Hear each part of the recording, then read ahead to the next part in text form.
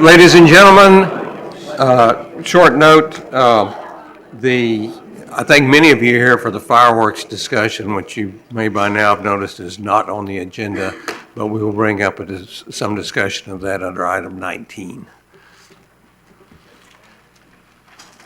If everybody is in their seat, I'm going to call this meeting of the Destin City Council, January 17th, to order. We'll begin with an invocation from Reverend Kevin Went of the Grace Lutheran Church. Please stand. Good evening. On behalf of God's people, Grace Lutheran Church, you are in our prayers. You have our love and esteem. Let us pray. Gracious God, Heavenly Father, from you comes all rule and authority over the nations and states and cities of the world, for the punishment of evildoers and for the praise of those who do well.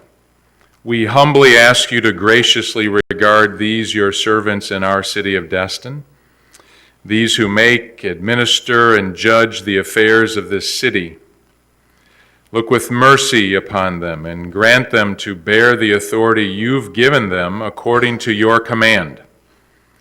Enlighten and defend them and give them wisdom and understanding that under their reasoned and peaceable governance, your people may be guarded and directed in righteousness and quietness and unity. Protect and prolong their lives, that we with them may show forth the praise of your holy name. We pray this in the name of him who is fully God, born fully man, to live the perfect life, to die the perfect sacrifice, to rise from the dead, the perfect resurrection and life. Your Son, our Savior from sin, ascended to heaven and to return the last day to judge the living and the dead, Jesus Christ. Amen. Amen. Thank you. Mr. Marler, would you lead us in the pledge? I pledge allegiance to the flag of the United States of America and to the republic for which it stands, one nation, under God, indivisible, with liberty and justice for all.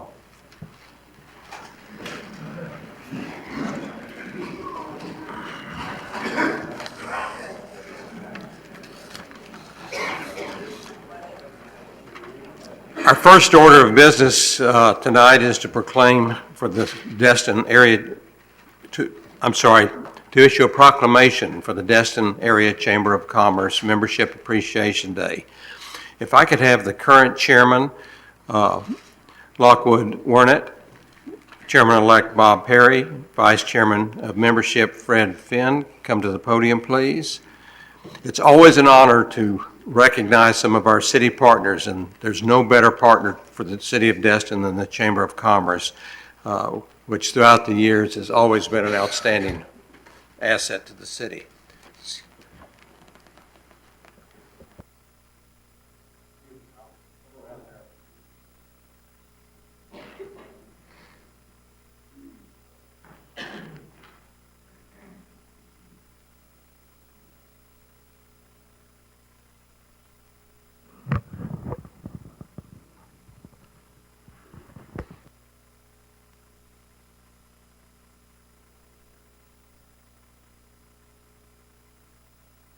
Whereas the Destin Area Chamber of Commerce works with the business merchants and industries to advance the civic, economic, industrial, professional, and cultural life of the city of Destin.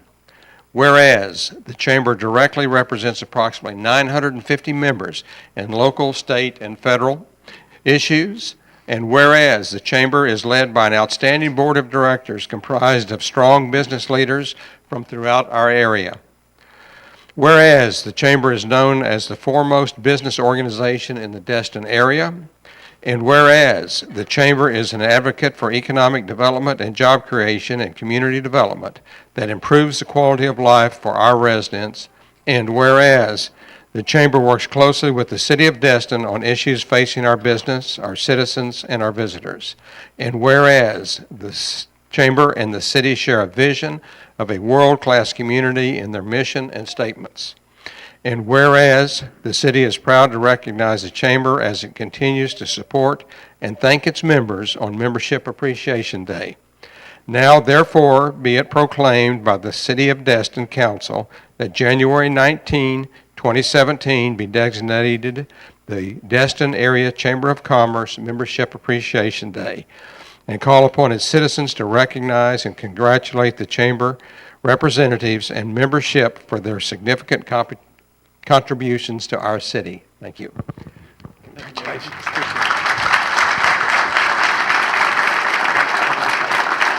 I think they want to take a picture.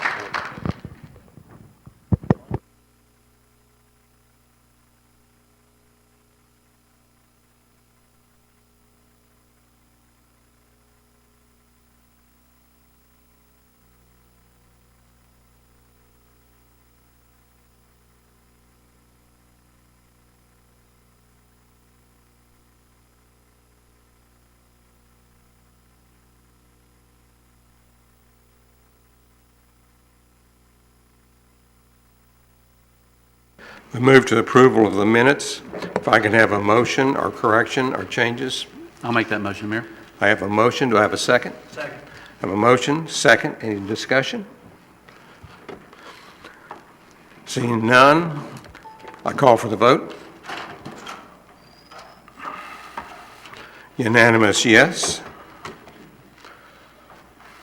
First item of business is a public hearing. This is a quasi-judicial hearing. Remind the council and audience of that. And this, Mr. Burns, would you start us off? Yes, this is a public hearing. Dana Matthews, on behalf of New Venture of Destin LLC, is requesting approval of a development agreement amendment relating to the property located at 15,000 through 15,600 Emerald Coast Parkway in the city of Destin. The currently approved development agreement contains a multifamily mixed-use plan unit development. The project includes a clubhouse, a maximum of 587 units, and 6 buildings at a height ranging from 160 feet to 190 feet above mean sea level, a population density of 1,468, a floor area ratio of 1.34, and 29.28 acres, more or less. The development agreement amendment provides for vacating the public's right to use the existing 26-space parking lot currently located on the Silver Shells project site and constructing 26 new public parking spaces and associated sidewalk, landscape islands, and stormwater retention area within the right-of-way of Restaurant Row. Inquiries we're here on a quasi-judicial hearing, and first we have some preliminary matters, and I would like to ask the applicant's attorney if it would be okay to waive the full reading of the notice. Yes. And I would also, can we waive reading of the entire application into the record too? Absolutely, and just make sure that the application and the staff report by Mr. Grant are included as exhibits as part of the hearing. And there will be. And now I would ask the city clerk to go ahead and swear in any witnesses for the applicant and any witnesses for the staff. So if any witnesses would please go ahead and stand at this point in time.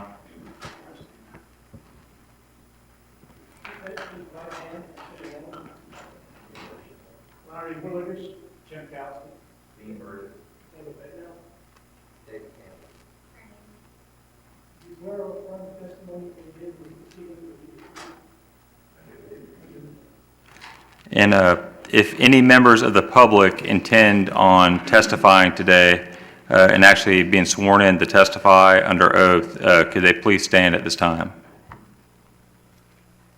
Seeing no members of the public wishing to be sworn in, we'll move on to the evidentiary portion of the proceeding. I'll also ask the applicant's attorney if we can waive reading all of the staff comments and reports. Yes. And I believe now it's your turn to go ahead and present your case, Mr. Matthews. State that the staff report that Mr. Matthews just referred to is placed in the record is the final staff work product on this, and it was the same report as I think was available at the initial session of this hearing. This hearing is a continuation of a hearing that was convened on January 5th, 2017. It is the second of two required hearings on this matter. I also have a preliminary matter. There is an inconsistency between the language in paragraph 3 of the termination agreement. Could you speak in the microphone? Okay, it's difficult to do that and hold the exhibits up, but there's an inconsistency between paragraph 3 of the proposed termination agreement and paragraph 4 of the actual proposed amended development agreement, and I've conferred with Mr. Matthews. I believe his client will stipulate to resolve that to where they are both consistent with the language in paragraph 3 of the termination agreement. That's correct, I'll address that. Okay, thank you. And Mr. Matthews, I believe it's now the applicant's turn to go ahead and present their case.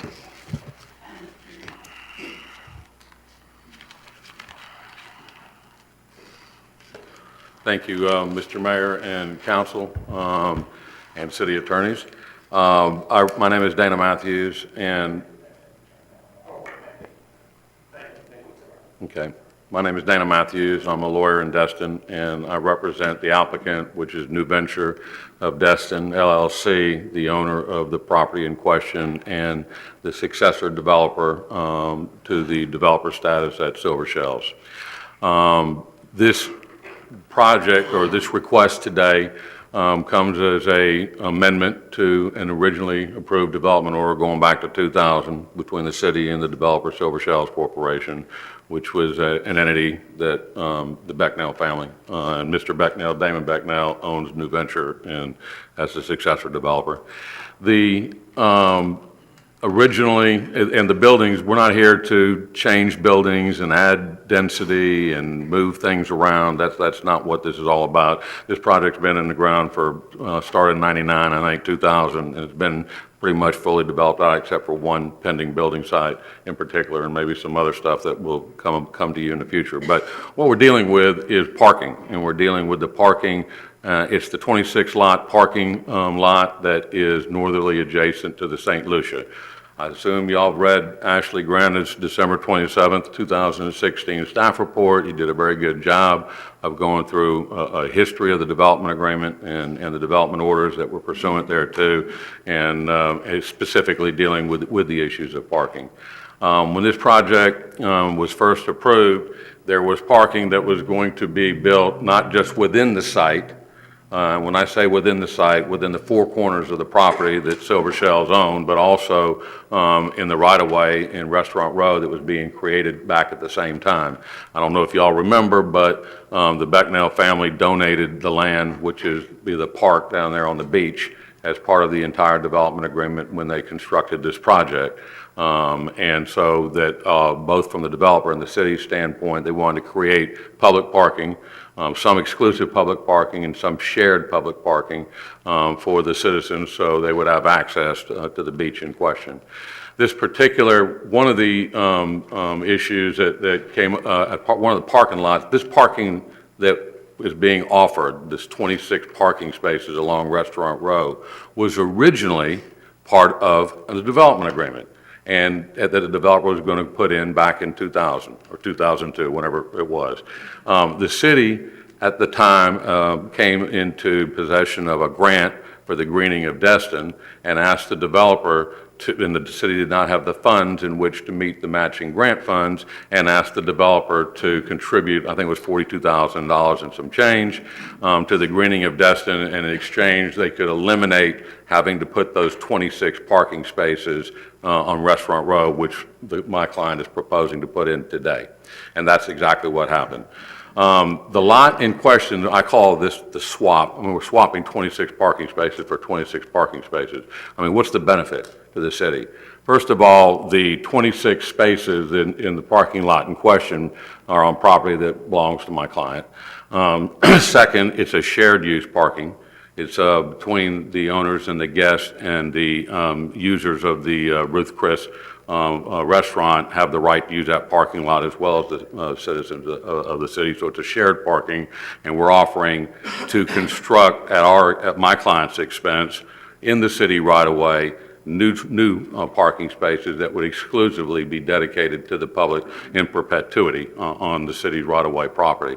The 26 lot in question today is not very well used by the public, and Mr. Burgess I'll present him in a minute. We'll show you some photographs to give you some ideas on why it's not. The existing parking that we're seeking to swap and terminate once the new spaces are created, the new spaces are going to be anywhere from 330 to 500 feet, depending on where you measure from and where they line up along the street, closer to the beach.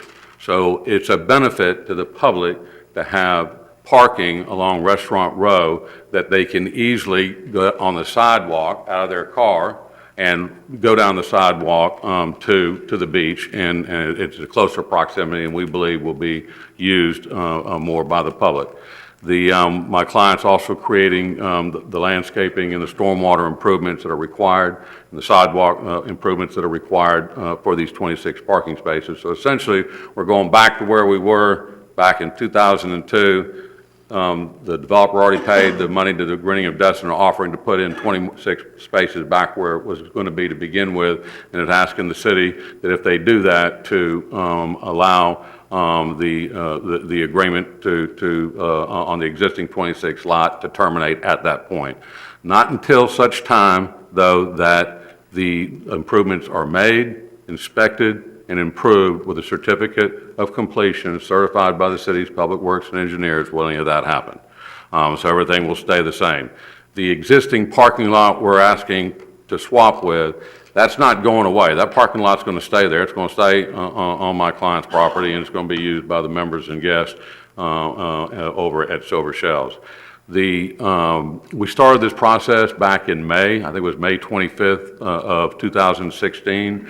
The idea had been formulating, and we wanted to have a meeting with the city to determine whether this was even a feasible idea and something that the city might be interested in pursuing.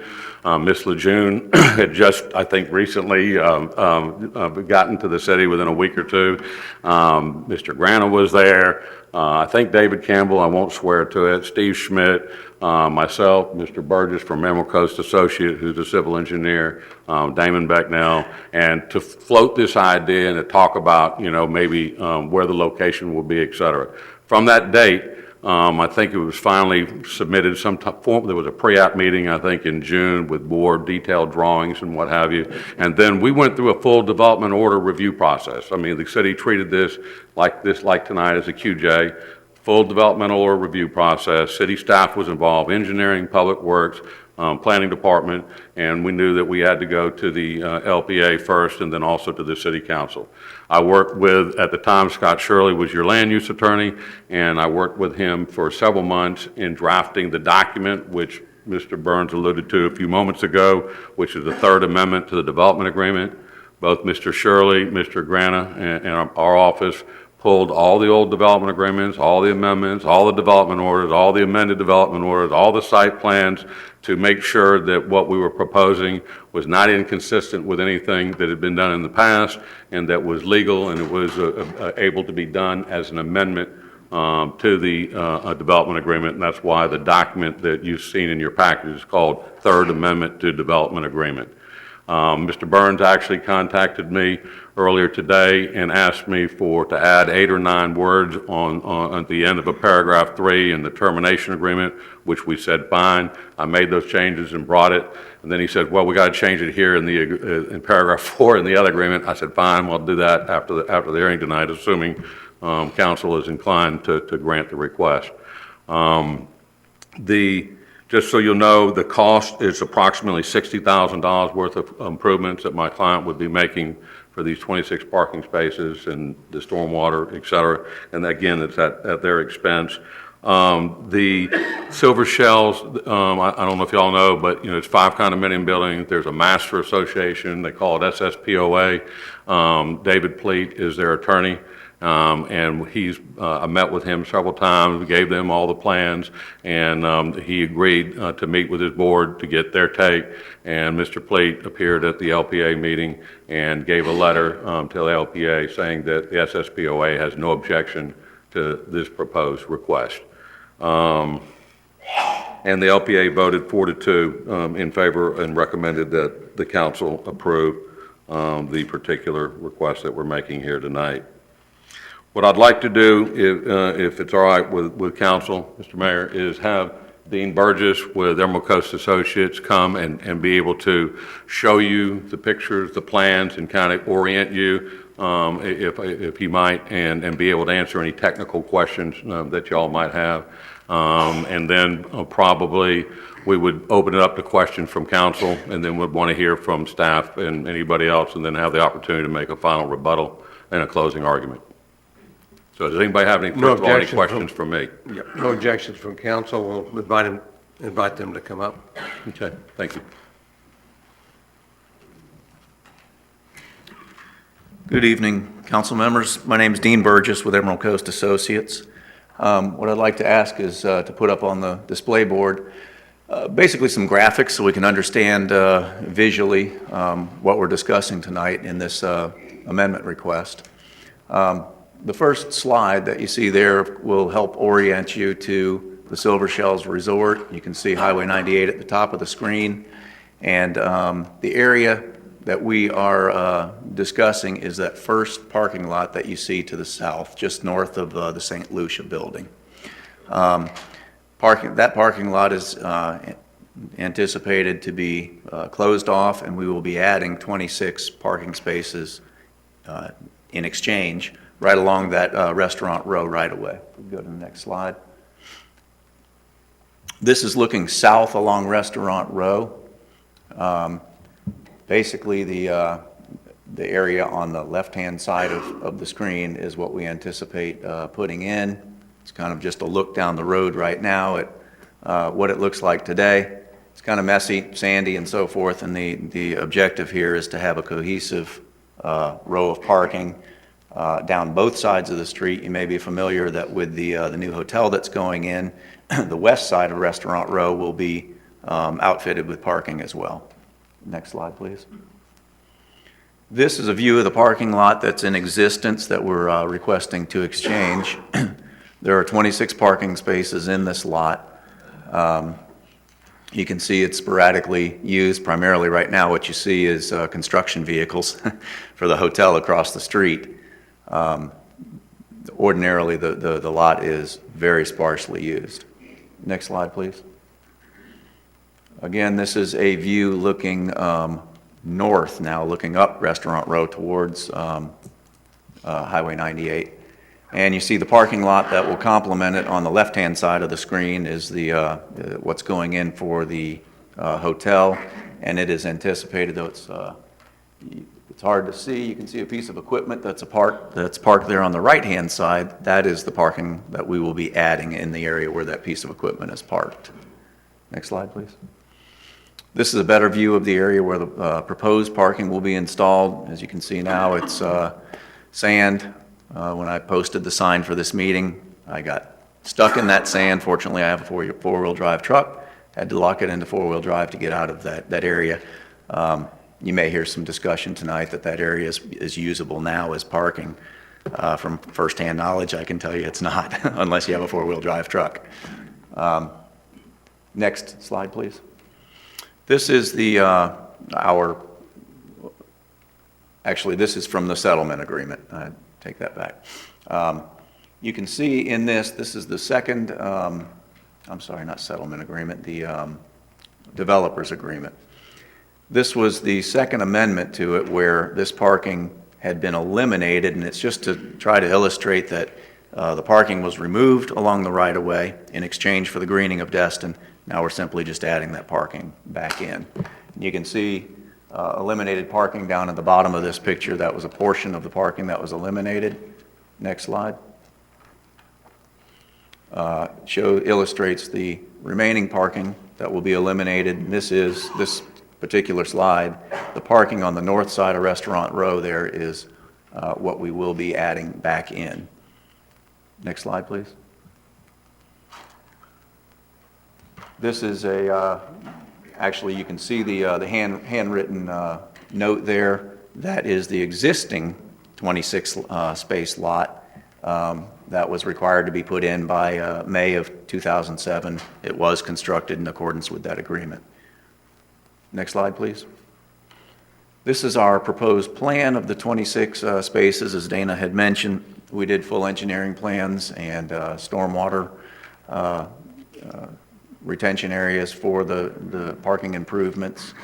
Went through a review with planning, engineering, other disciplines within the planning department before we actually got slated for this hearing before you tonight. It will have its own stormwater systems to handle runoff and retention of stormwater. Next slide, please. I believe the slide before this was the site plan. This is just the grading and drainage plan, illustrates where the retention areas are. If anybody cared to have a discussion on where we're going to be routing that stormwater, I'd be happy to elaborate on this particular slide. And again, on the upper portion of this plan, you can see the existing parking lot that is the other part of this exchange. Next slide, please. Is the semi or kind of oval shape here, is that a swale or something? What is that going to be? There are two dedicated retention areas, one at the north end of the proposed parking, one at the south end of the proposed parking.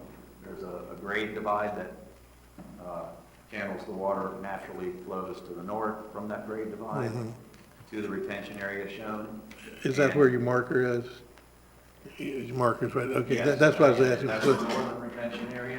And All right. when it comes Mr. south, Mayor, similar if I may, I'm barely catching what the applicant is Okay. saying. I apologize. If you come to the retention area that he was outlining with the cursor on the north end is the smaller northern retention area. There's a similar structure on the south end of the parking that is a larger retention area where his cursor currently is. Right, thank you. Thank you. Next slide, please. That's it? All right. If there were any questions of the board, I'd be happy to entertain them or respond. Not seeing any questions at this point. Mr. Matthews, does that complete your presentation?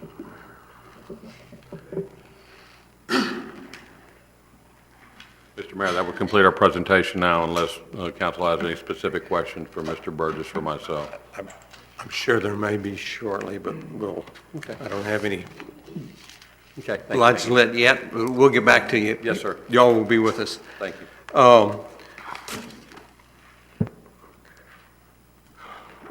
Mr. Burns, our land use attorney and staff, comments? Yes, I'll take the podium too.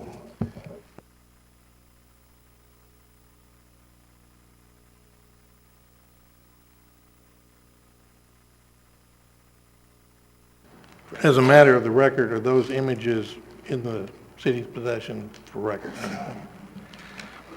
I would like to call on Mr. David Campbell, the City Services Director, Public Services Director, and ask him a couple of questions, if I could, factual questions. Mr. Campbell, could you state who you work for, The city of Destin, and how long have you worked for the City of Destin? 6 years. All right. And what are your duties with the City of Destin? The public services director and the city engineer. And could you state what your qualifications as an engineer are? I have a Bachelor of Science degree in civil engineering and a license to practice engineering in the state of Florida. And have you applied those skills for the City of Destin? I have. And are you familiar with the records that are regularly kept on land development projects by the City of Destin? Yes. Have you had the occasion to review the file on the Silver Shells project before testifying today?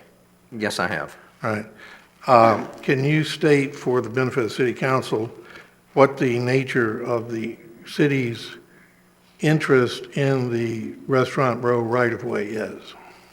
The city owns the right-of-way fee simple. It was deeded to the city in 1992, And is there a copy of the deed? and I have a copy of the deed here. Just find, if I may.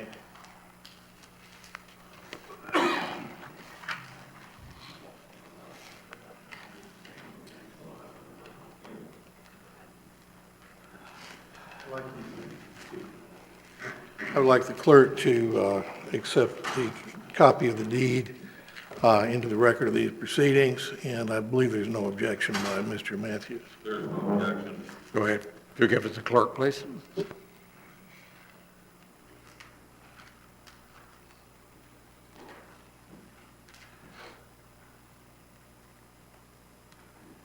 I want to review, even though some of it's in the staff report, the history of this fairly briefly. The original development agreement between the city and the applicant was entered into, and it's recorded in the public records of Okaloosa County on September 10th, 1997. So we're dealing with a 20-year-old situation. And it was recorded at Book 2896, page 1905, and additional pages. And the original development, that's the development agreement, the original development order incorporates the terms and specifications of the original development agreement. The development order by such incorporation refers to 229 parking spaces to be provided by the developer, 80 of which would be on the Silver Shells property itself, and those 80 would be covered by a non-exclusive easement in favor of the city of Destin for public use, and the 26 spaces tonight are part of that 80. They are not all of the 80, and that was the discrepancy in the documents that I straightened out with Mr. Matthews, and to clarify that, the agreement and the termination, if approved, would only apply to 26. The parking spaces, the second amendment to the development order was adopted by a 5-2 vote of the City Council at a public hearing on January 21, 2001, and Councilman Willigus was on record as voting against that, but was adopted by a 5-2 vote. The previous hearing on that was conducted by the LPA on December 19th, 2002. So the two necessary hearings on the second amendment to the development or agreement were conducted. The second amendment, among other things, shows the location of where the 80 total parking spaces on the developer's property, with the remainder to be in the Restaurant Row right-of-way. General location, actually it shows the good location of those.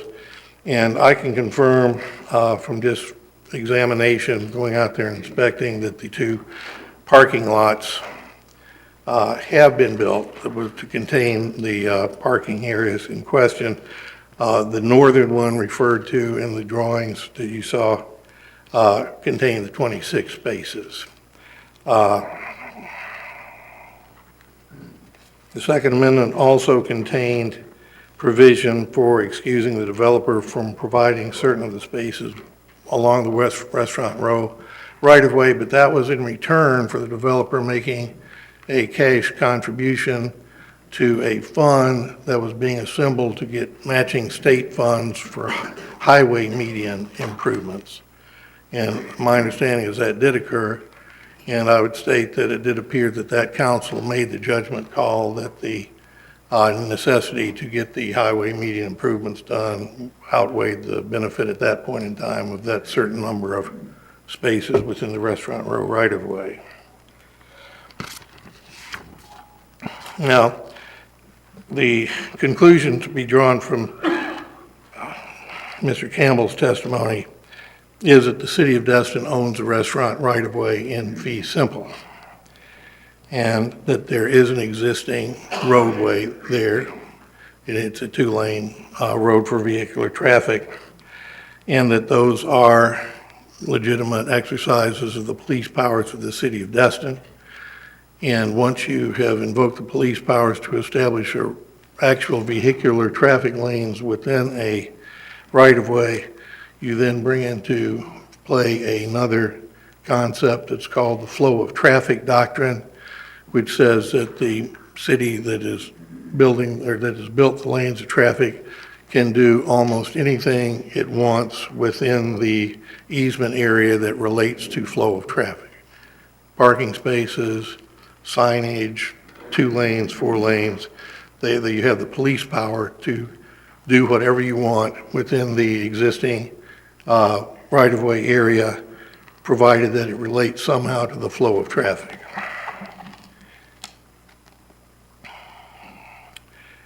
I have been asked a specific question about this, and it comes from several different people asking the same question. And that is, in the absence of this proposed agreement, can the city build those same 26 parking spaces on its own, using its own funds? And the answer to that is yes. That was the purpose of going into the discussion of fee simple and flow of traffic doctrine, police powers, is if that is an alternative the city wants to pursue, to build the 26 spaces at their own expense and turn down the agreement, then yes, you can do that. At this point in time, as a city land use attorney, I have no recommendation one way or the other on whether to accept or reject, because it's my belief that the acceptance or rejection lies totally with each of your evaluations as whether or not this would benefit the city. I'm not going to give an instruction. I think the city attorney plans to do that, but I would say your alternatives tonight are you can accept it, and the only criteria is if you want to accept it, do so. You can reject it, and the only real criteria is if you want to reject it, reject it.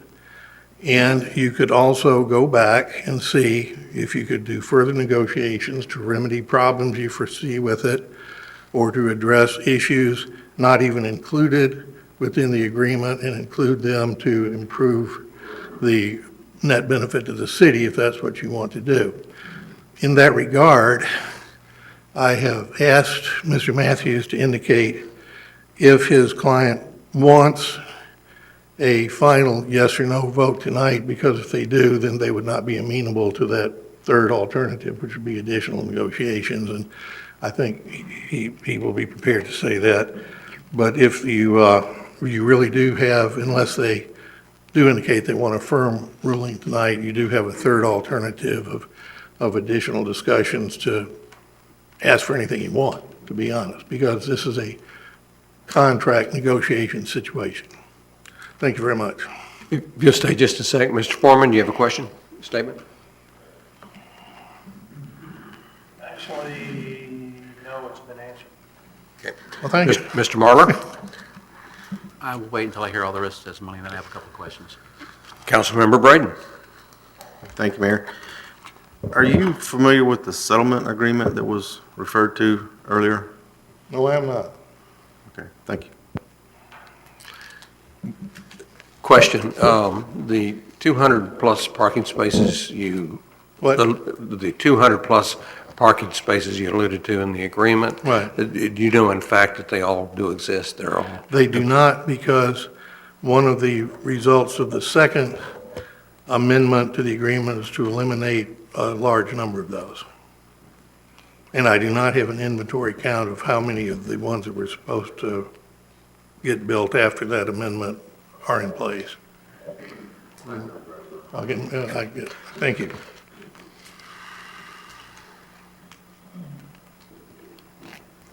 Mayor, I believe now it's time for anyone from the, or I guess Mr. Willigis was the only individual from the public who has been sworn in. So now the public can present their case too. Yeah. This is the opportunity for the public to speak. Those in support go first. Well, actually, Mayor, correct? this is the No, evidentiary we're- portion. This is only Mr. Willigis can speak at this point in time. The public comment will be at the end of the evidentiary Go ahead, portion. sir.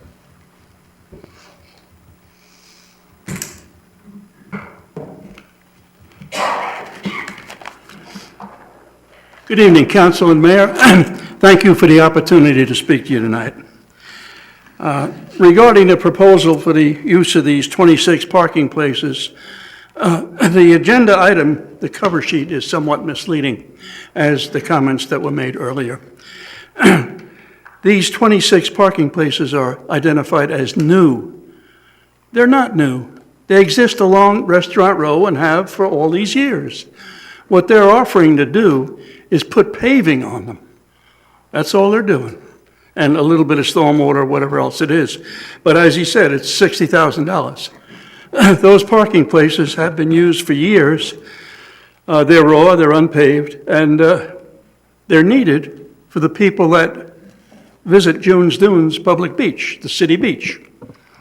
We gain nothing from this deal at all, except perhaps a bit of paving on some of the right-of-way on Restaurant Rows. We lose 26 parking places for beach parking is what we do, without gaining anything. I want to take you back to the development agreement of 1997 up to years 2000, 2001, 2002.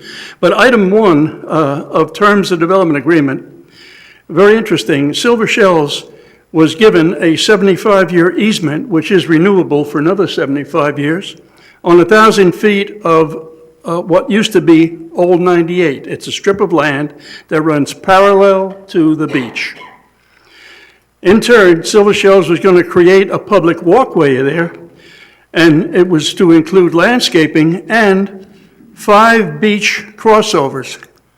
Now here's the kicker. For access to the beach. That's the way it's identified in the development agreement. Doesn't say anything about private beach, it says the beach.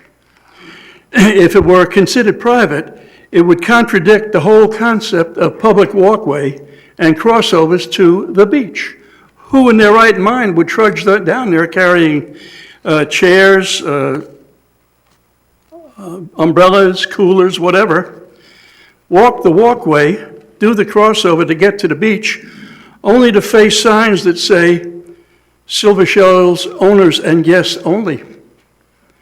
Also, these signs appear along the edge of June's Dunes Park, too, our public beach. So it tells people, don't go there. Now, the signs, I was up there just the other day. The signs aren't there presently, but they do appear in the summertime, I can assure you. There's also a city sign down there at the entrance to the 1,000-foot walkway, which, in quote, and this is what it says, Silver Shells Public Beach Access. That access point, that's a problem that I say needs to be fixed. I've tried for years. I set up on this council, as you all know, from 2000 to 2008, and then from 2010 to 2014. So I spent 12 years sitting up there, and I know a little bit about the Silver Shells thing because I was very interested in it. Ordinance 297, which is mentioned, was what invoked the actual easement agreement. 297 limited what could be done with Old 98. Okay. Why am I bringing all this to your attention?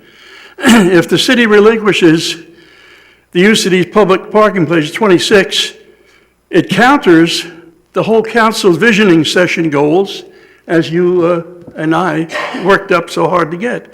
It was for increasing beach access in the city, so people could have more beach access.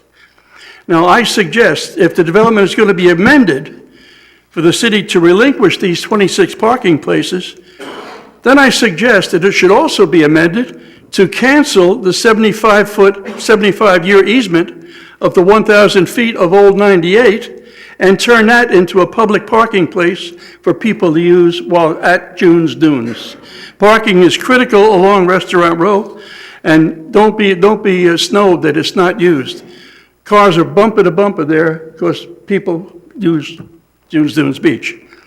It would be a true benefit for the city, far greater than paving some of our right-of-way sections on Restaurant Row, and would greatly relieve the shortage of parking spots for June's Dunes public beach users. And with that, I close. If you have any questions, I'm happy to answer them at this time. Thank you. I don't Thank see you any very much for your questions. time, Thank you. folks, and I appreciate your attendance to it. Now the applicant can rebut both the staff and Mr. Willedge at this time if you want, or do you want to wait till after the public comment? And now the staff has opportunity to add. One more question on the city's presentation, please. Excuse me.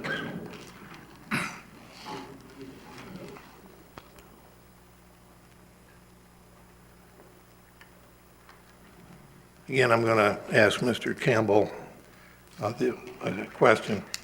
Have you had an opportunity to evaluate the proposed construction that would be done by the applicant if the agreement is entered into? I have. Have you had an opportunity to estimate the cost of that construction? I have. And what is that estimate? I used the unit prices of our continuing service provider for asphalt and concrete to come up with this figure. And the total was $43,756.13. Thank you very much. That amount of money was to pave these 27 parking spaces if the city chose to do so, rather than That's correct. go along with this agreement. And I believe that concludes the evidentiary portion of the proceeding for the moment. Now the general public can comment if they want. Any comments from the public? Please stand if you have a comment. I don't see any. Whoop, we do have one. Gentlemen, come up to the podium. Please state your name and address, and you'll need to turn the mic on. Lino Maldonado, 1040 Highway 98 East, Destin. I'm a 35-year resident of the area, Okaloosa County. I'm in the resort business here in town. Until that slide was just put up, I didn't even know that 26 area parking space was there. I always thought it was private and part of Silver Shell's development, so that's a surprise. One of the biggest problems that we have is parking for beach access. And if I had the opportunity to park without being stuck in the sand, which we see regularly, it would seem like we got two issues. One is the public not knowing about that particular space there that you think is part of the resort. The second piece is the beautification of that restaurant row, so we don't look like a hodgepodge of people just parking on folks' lawns, which I see regularly when we go down Restaurant Row to eat with the family. So my 2 cents is you're not giving up anything, but you're getting a professionally paved, well-lit, adequately looked at from a stormwater runoff, and it looks like a beautification project for the city of Destin. So again, 35 years, I never knew that particular parking lot was something we were able to even park in as a local. So thank you. Thank you. Not seeing any other public comment. Mr. Burns? The applicant has a chance to rebut the public comment and any other positions brought, and then that will then conclude the evidentiary portion.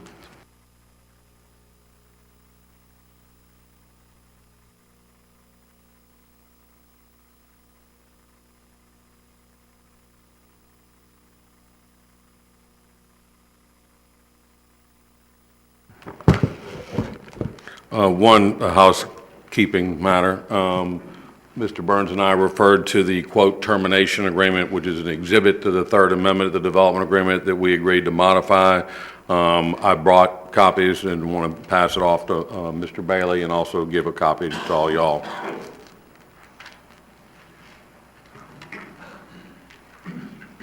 Is that different than the one that's in our packet? It's exactly the same except paragraph 3 has a sentence and a half of that.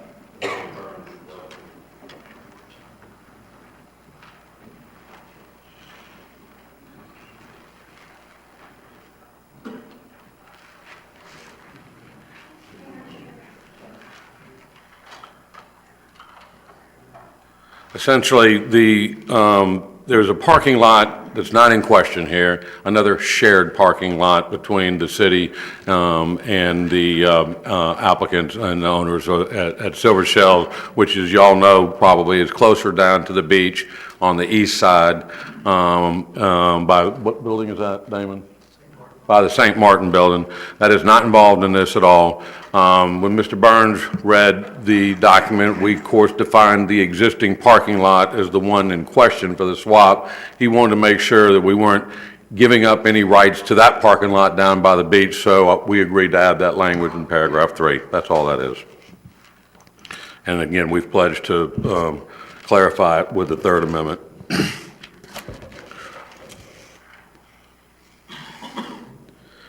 A couple of comments. One, Mr. Braden, you mentioned a question to Mr. Burns. Is he familiar with any kind of a settlement agreement?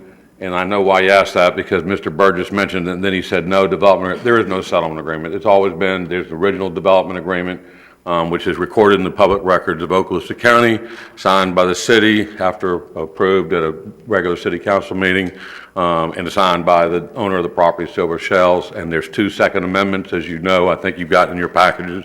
Same thing, signed off by the owner of the property in the city and recorded in the public records. That's what Mr. Burgess was referring to, because those amendments changed some of the agreements dealing with parking in the original parking agreement. Another thing, Mr. Burns kind of alluded to it, and I think Mr. Mayor, I think you mentioned, or Mr. Burns did, there was, the original development agreement had 229 parking spaces that created for the public, some of which on property, some of which off property, meaning in the right of way, 80 of which, of course, Mr. Burns referred to. That also got changed in the Second Amendment. That went down from 80 to 64. I thought Ashley Granite did a very good job in his 7-page report analyzing parking. One of the questions had came up at the Planning Commission was, what about the parking at Silver Shells? Are they compliant? Mr. Granite's December 27, 2016 memo to you guys, that wasn't, he didn't address that before the LPA, because that was never an issue with anybody. Somebody brought it up at the LPA. He wanted to address it to council so that y'all would know in case it came up at the city council meeting. I assume that's why I didn't ask him.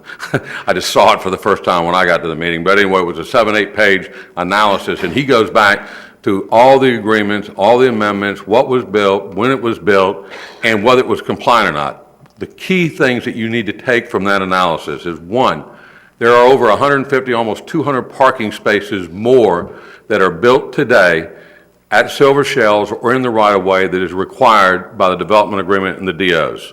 And there's no issue with that at all.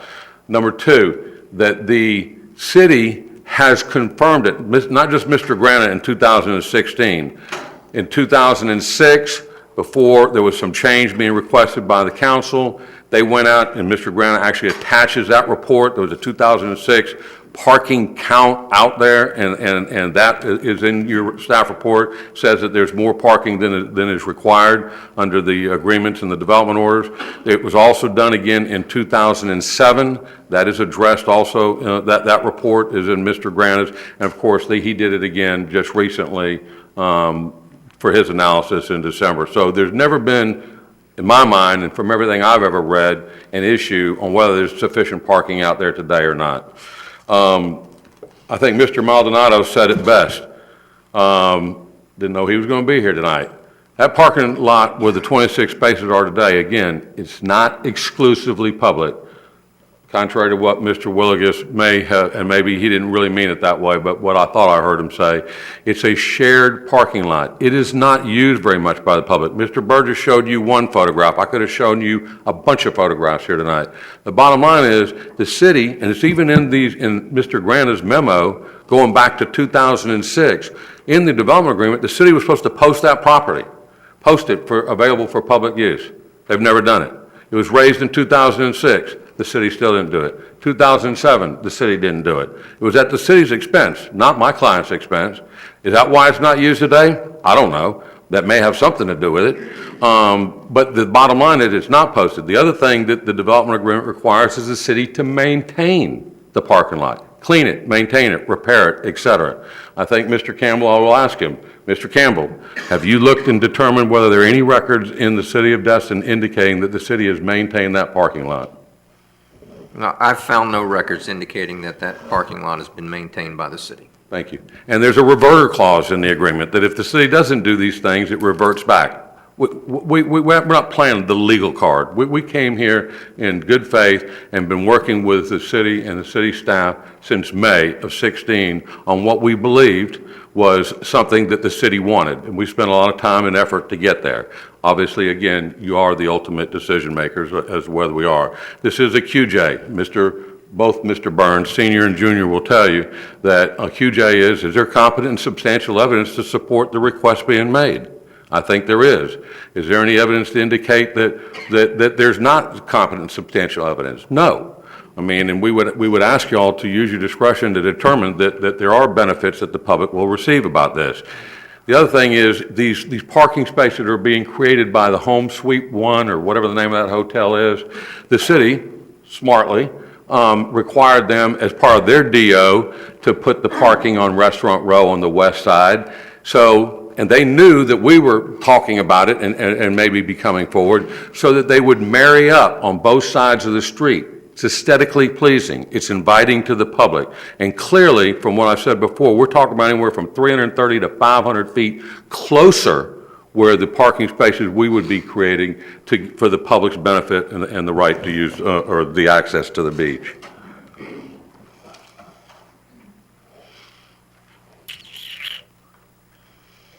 Oh, and the only other thing, housekeeping, Mr. Mayor, if I may, the overhead PowerPoint by Mr. Burgess, I just want to make sure that that gets part of the record with the city.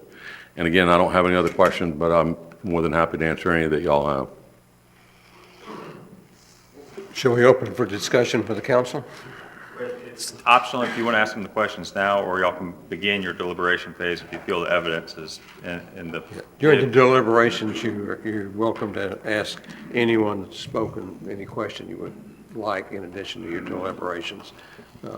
But if you'd like, we'll go ahead and go into the council deliberations, or if someone wants to ask a question first. Okay, we'll go into deliberations, and yes, oh, definitely. Councilmember Dixon. Mr. Campbell, are there any issues with maintenance that are evident in this parking lot right now? I mean, are there items that the city should be basically taking care of? Is this thing in disrepair? It's not unusual for a parking lot not to be maintained for a period of 10 years. They have a useful life, a lot of times longer than 10 years. Some of the maintenance that could be done, it's not essential, would be paint striping. Okay, so it's not in disrepair as we speak? Okay, thank you. Councilmember Ramswell. Thank you, Mayor. Mr. Matthews, I actually have a few questions for you, if you wouldn't mind.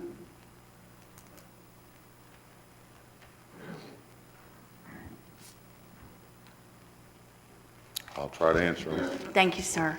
So I know we heard a little bit about 80 spaces, and then we heard 64 spaces. And I know when I look at the agreements, it originally says 82, and then it's marked down to 80. And then you referred to, I guess, the Second Amendment, was it, for a reduction? Yes, ma'am. It's referred to, I'll get you the page.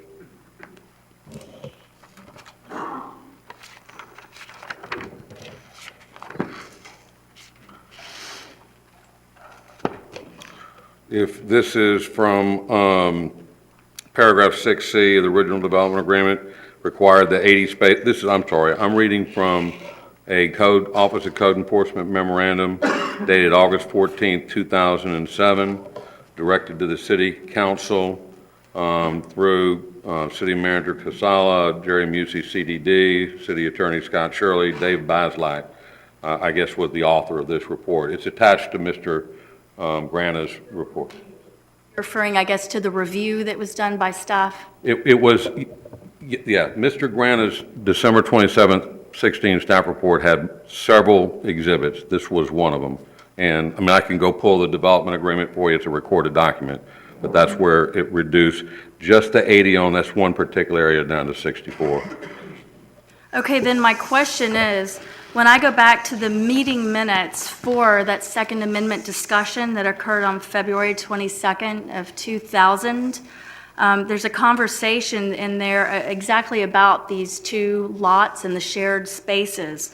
And it essentially says the city attorney interjected that the item was not properly advertised for council's consideration, that citing it would call for an amendment and a new public hearing to remove the spaces from 80 to 73. Mr. Becknell stated if the only problem is to find those 7 spaces, he would agree to doing that, saying he had the space to do it. So actually, there should still be 80 spaces, correct, instead of 64? There was 80 in 2000. In the 2003 Second Amendment, they were reduced to 64. Just those 80. Those 80 were part of a larger and the shared. Those were reduced to 64. That was 3 years later. But I don't see that in those minutes either, and I'd love it if somebody could find it, because all the minutes I find refer to there was never a reduction in the spaces. I don't know. I wasn't, if I'd have known you wanted to see minutes of meeting, I guess I'd have gone and looked, but all I know, all I pulled is all the recorded documents, development orders, development agreements, and all the exhibits to make sure they were signed by the city and the applicant, they were recorded, and that they were pursuant to public meeting notices that were heard by the council and approved. That's all I know. I don't know about. Gotcha. I just wanted to make sure that, you know, if it says 80 or 82, and then suddenly I'm hearing and seeing 64, well, where is this from? Because the minutes are not reflecting that. And I can appreciate that, but I think that, again, when you read Mr. Granna's report and you look at the 2006, the 2007 independent counting, if you will, reports that the city did, and then look what he did again in 2016, literally, they went out there and counted everything. So I would assume that the city hasn't missed it 3 times from 1997 to today. I did not personally gone out and counted every space out there, but I've tried to verify to make sure that what Mr. Granna was reporting in the report was accurate based on the documents that I had seen. Sure, and that makes sense. I actually did go out and count, and there are 64, but it looks like apparently, and I'm going to get off this, but it looks like apparently everyone was referring to a memo from the former city manager, but when you go back to the actual minutes and the amendment, it's not there. So I don't know, we'll move on. The next question I had, I keep hearing exchange and swap. How is this a swap? How are we gaining 26 spaces? You're gaining 26 spaces that you don't have today on Restaurant Row. You have the right of way. You clearly have the right, just like Mr. Burns told you, Mr. Campbell told you. Y'all can go out and build your own parking spaces if you want to. And I mean, it's your right of way. Right now, they don't exist. And we've offered to go create them. And it's not just creating parking spaces. I know what Mr. Campbell said on some takeoff he did on some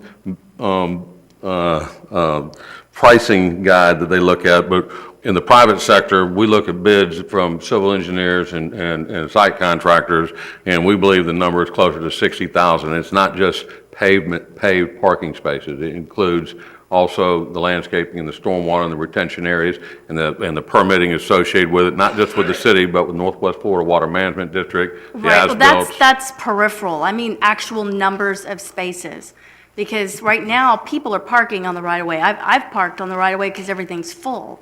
So if we're removing 26 from the shared lot, where are those extra 26 going if we're already using, the public's already using the spaces along Restaurant Row? Mr. Ramsdell, if you are convinced that the public uses 26 parking spaces in the dirt area that we looked at, and that is satisfactory as a policymaker, that is your and City Council's decision to make that. All I can tell you is what we believe will be a much more of an improvement by creating parking spaces that are consistent with what is currently there today, and that is south of the area, and it marries up the sidewalk, marries up the landscaping, marries up the parking, and it's aesthetically symmetry for those that are on the west side that are there today and are being created by the motel.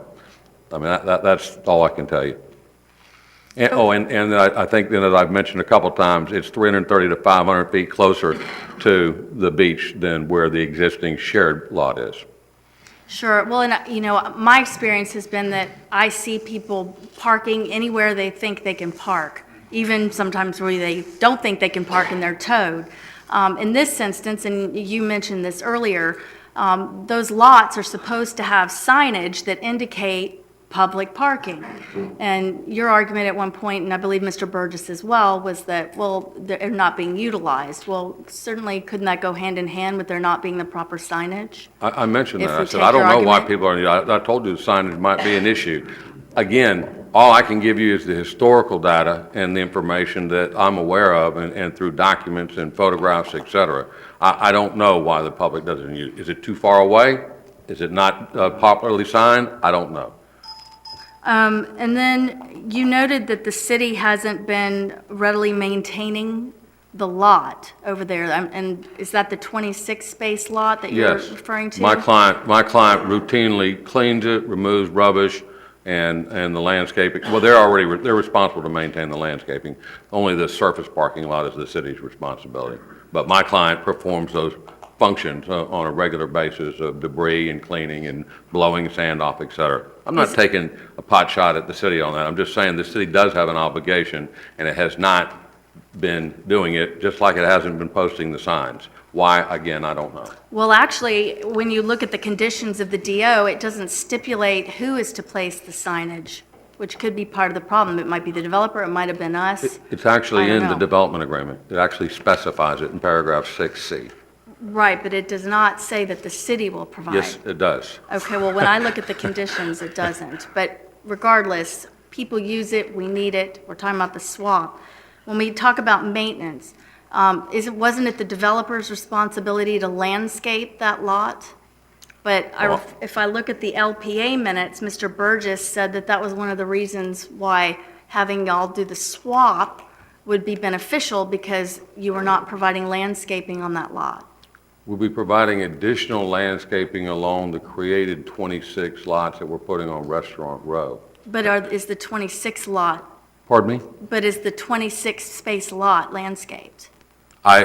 There's some landscaping. Is there, I'm not familiar with the landscaping plan that was approved by the city back in 2000, I guess it was by May 2nd, 2007. It was when it You had were to be familiar with the constructed. maintenance aspect of it. That's the dates. I mean, that's the dates on the document. I don't remember what, I wasn't involved in the landscape plan.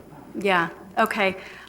So then, my next question is, one of the things that you brought forward as one of the opportunities for the city was providing stormwater and sidewalks and such along Restaurant Row, is that correct? Connecting the sidewalks together. Okay. And the stormwater, absolutely. Now, wasn't that a condition of the original DO, that was supposed to have been done already? Not to put stormwater along Restaurant Row where we weren't creating any improvements. The area that we're talking about is the area where the new parking, remember I mentioned to y'all, in the original parking scheme that was approved in the original development agreement, there was going to be 26 parking spaces along Restaurant Row. The city, to meet their grant requirements, requested the developer contribute money in exchange for not putting them in. The developer said, okay.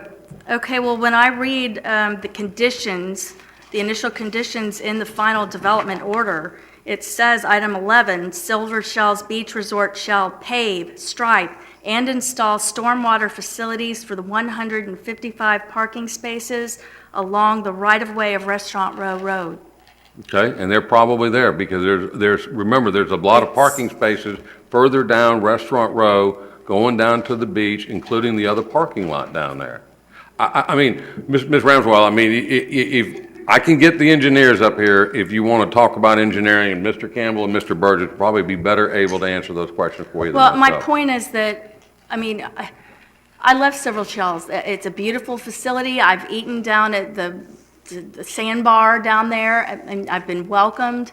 But I just want to make sure that everybody's following the conditions, and what we're being offered is really an offer and really a benefit to the city.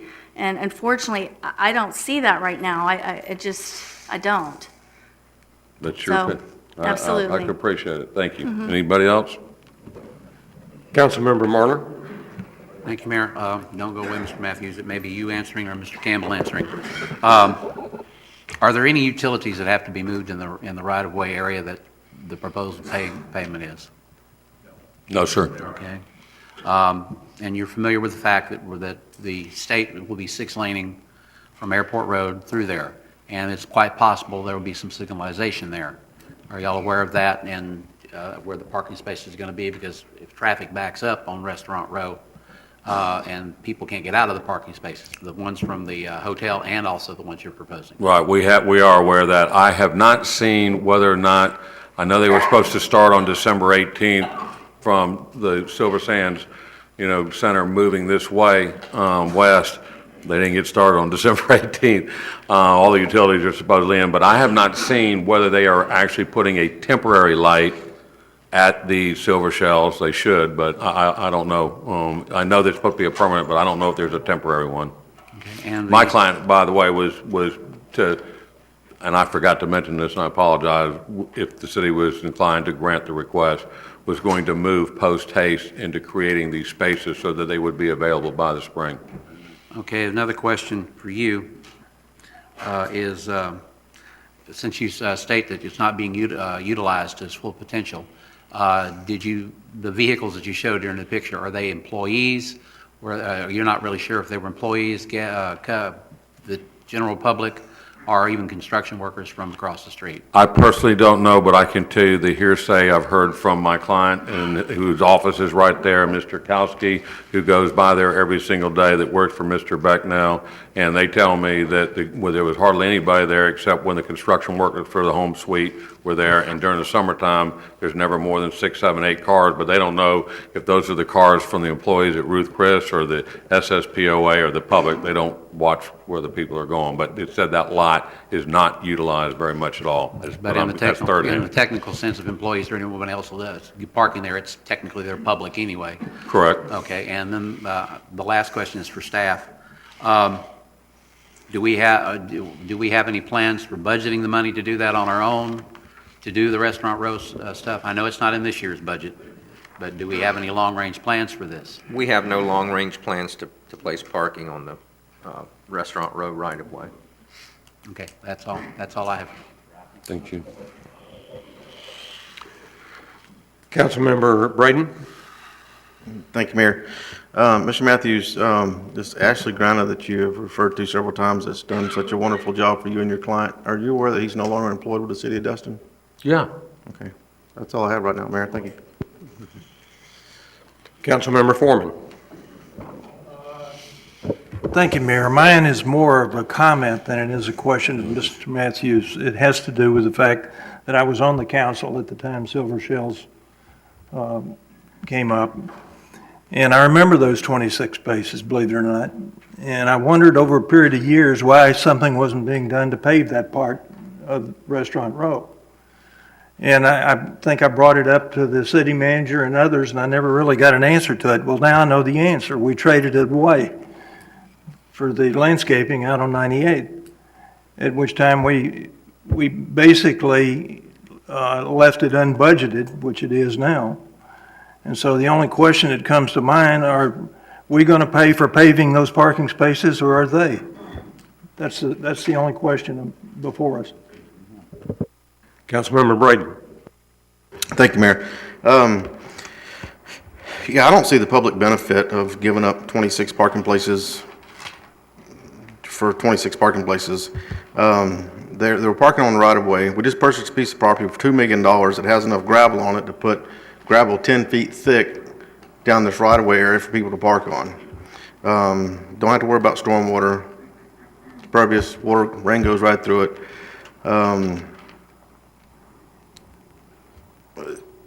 I mean, it's been said that, the city's not maintaining this parking lot, but, then you have, there's supposed to be 3 walkovers, or 5, there's only 3. When I walked the property, There's one sign, I was lost when I went down there because I wasn't sure where this June White Decker Public Beach Access, there's a sign there. It's stucco, looks horrible. Not sure who built that, who's supposed to be maintaining it. And there's in the blue sign that says Silver Shells Public Beach Access.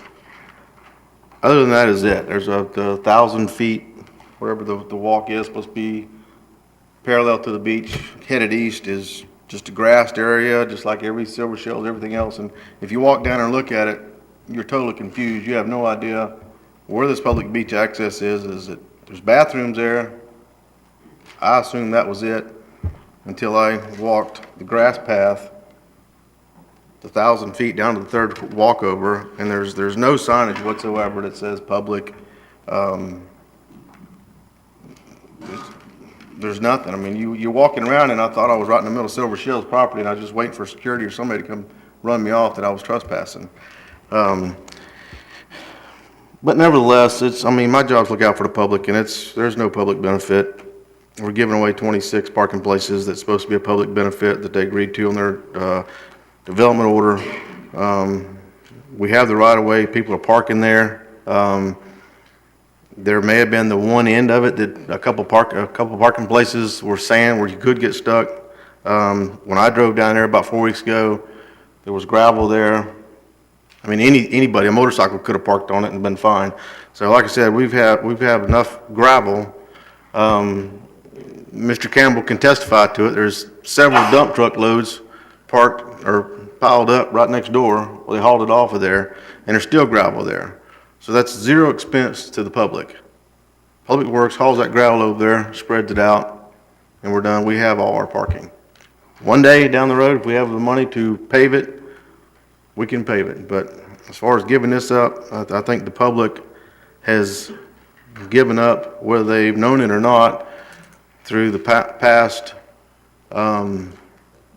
councils, staff members, and I'm not inclined to give it up. If it was something that, the public's benefiting from it, I can see it, but we're giving, my public benefit that I agreed to for my development order, I want that back, and you park your 26 people on your property. That's what I'm hearing. That's all I have, Mayor. Mr. Barber. Thank you. Mr. Matthews, it's going to be for you. One quick question.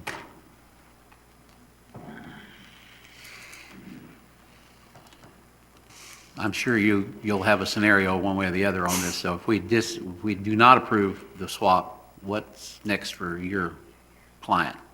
Haven't considered it at this point. Okay, and we do accept the agreement, then how soon would you do the paving and the fixing of the right-of-way? As soon as the city issues the permit, we'll go, have to get a clearing permit associated with the construction plans that were associated. We're prepared to move. Get the contractor scheduled. Yeah, got to get a contractor scheduled, but yeah, I mean, the goal is try to get it done by spring break.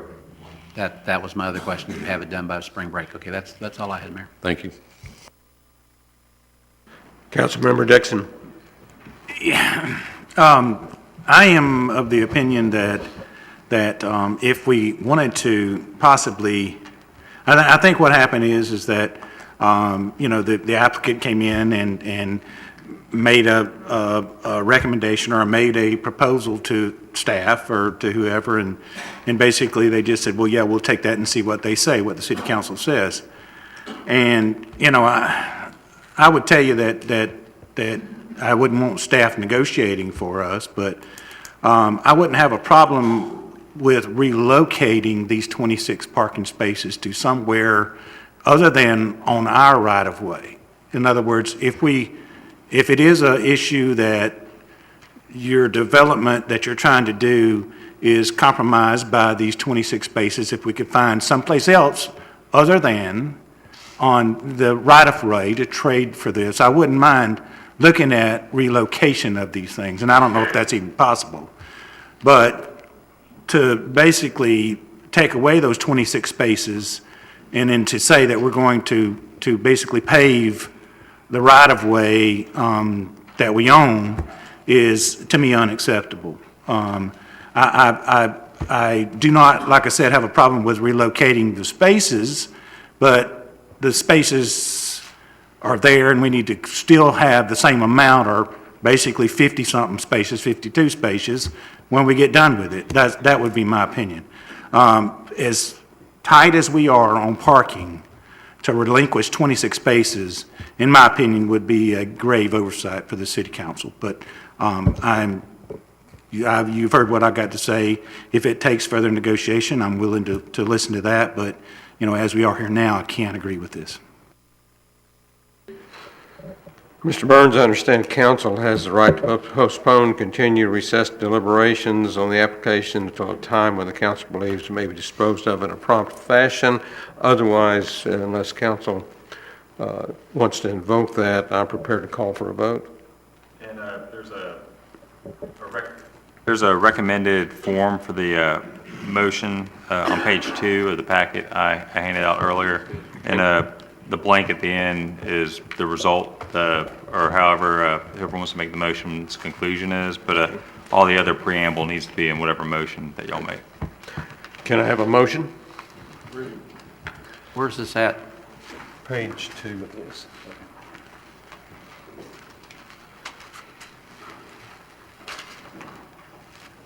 And it's a mouthful, I apologize.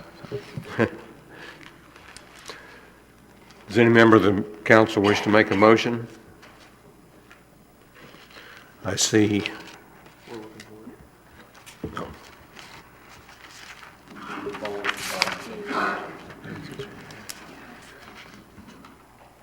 Mr. Mayor, may I ask a question? Please. If this is a no tonight, does this give the Silver Shells options to come back to the city and to possibly put something else on the table? Mr. Burns, our land use attorney, I assume you would be best to answer that. Yes, they can come back, or they could withdraw and amend, or whatever. This does not preclude them from coming back. Mayor, if you're ready. Yes, I'm ready. Mayor, after objectively considering the factual evidence presented in the record and is presented here tonight, including all testimony and other evidence that was entered, I hereby move that based upon the competent substantial evidence before the council and based upon the discretion afforded to the council in this matter, that the application before the council be rejected. Second.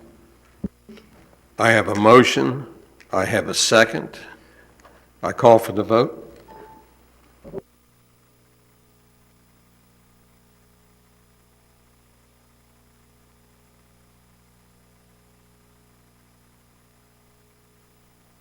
Sorry. 6 yes for rejection, 1 no.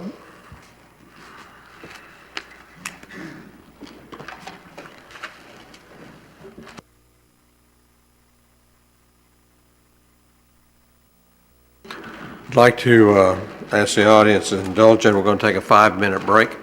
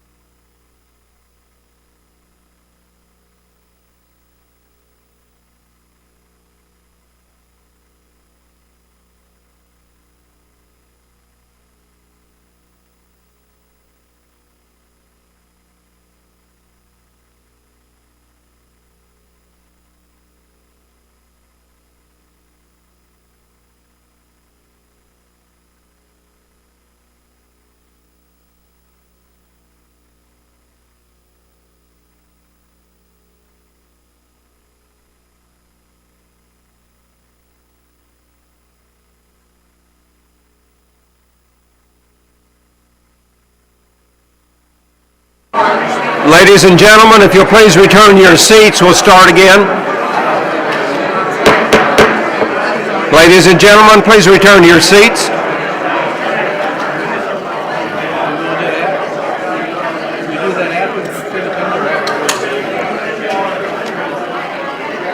I don't know how to do it. Almost everybody wants to speak on 19. That's you. No, I'm 16. 19, you have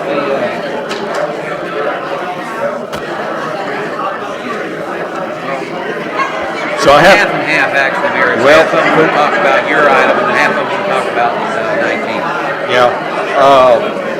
the word has gotten out that there's a noise ordinance in 19, so they're not going to leave early if they move one on forward anyway. Okay. Now, we can get rid of a bunch of people without. Yeah.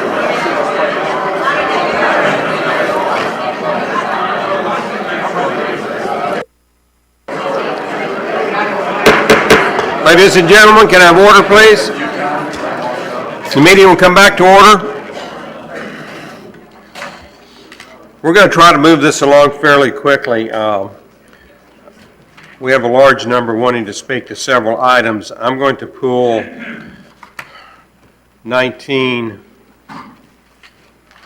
aside from the public opportunity to speak and allow those people to speak when we reach item 19, as there's so many, but anyone wishing to speak on items 4 through 21 excluding, or 4, 6, 7, 18 through 21 excluding 19,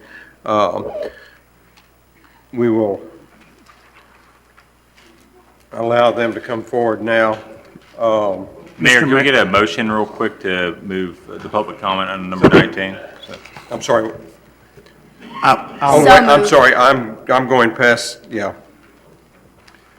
Okay, go ahead. Mr. Mayor, I'll make the motion.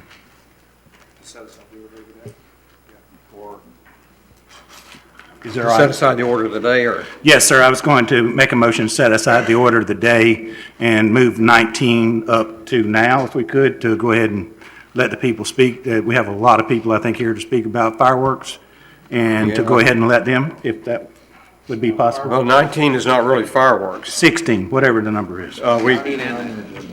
It's, being as it's not on the agenda, there's not many want to speak on 16, it's 19 primarily. In fact, it's nearly all 19 with a few 16s and a couple of 20s. How do you want to word that motion again? Whatever number that we're talking about to discuss fireworks, there's a lot of people here tonight evidently to speak on fireworks, and I'd just like to go ahead and see if we could let that get done before we finish the rest of this. Can I ask an amendment to your motion if we just do? Yes. Do 16 and 19 in succession? 16 and 19 in succession, I agree with that.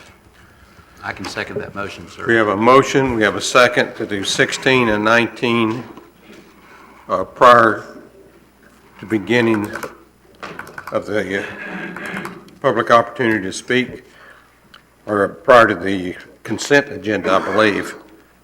All those in favor, I call for the vote.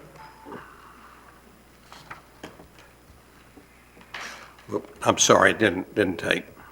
I'm locked up here.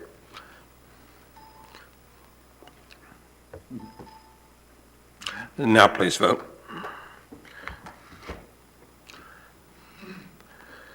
We're unanimous. And technically, Mayor, since number 16 is being moved up, that's your chance to do your comments. So I believe if you have a report, you'll make that, and then anyone speaking on number 16 can then come up and speak as to that item. So.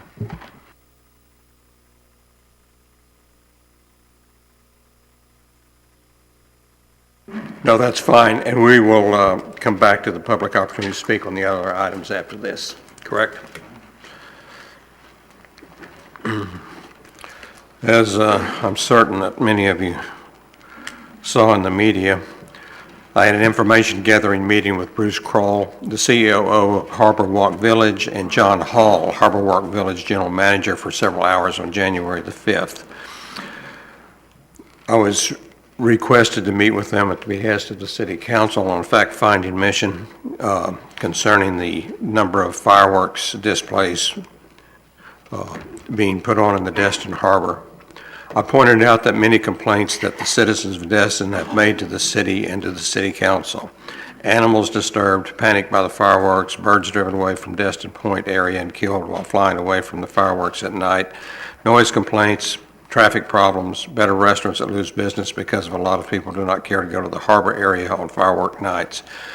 All of these concerns you're aware of. In addition, there are concerns about the cleanup of ash, firework debris on boats, condos, and personal property, and the potential and actual fire hazards of a firework demonstration. I did not discuss the effect of fireworks might have on those suffering from post-traumatic syndrome, mostly because I have no experience with that, and even though it seems to become a popular item in letters of the editor and social media. I told them that the residents of Destin have a right to quiet use of their property. An occasional fireworks show might fall into that, but one every week during the summer, I believe, might be outside of that use.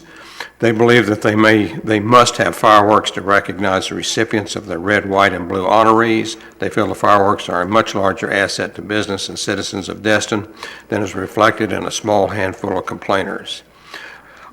I told them that I believe we have all received complaints, and it is a much greater percentage of the population than they care to recognize. They warned me the city of Destin will be in for a fight if we go through with anything that might inhibit their ability to put on firework displays. I informed them the city of Destin will protect its citizens. They discussed the political consequences of the city taking such a stand. I told them that I would report back to the council and would offer Mr. Crowell time to point out anything that he had disagreed with my interpretation of the meeting. Mr. Crowell, you want to come forward with the council's consent?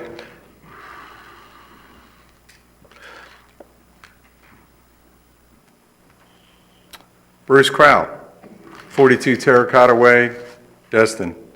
Not sure the word threat was right. I didn't threaten anybody. But I did, but first of all, thank you for moving the agenda and putting this item, moving it up.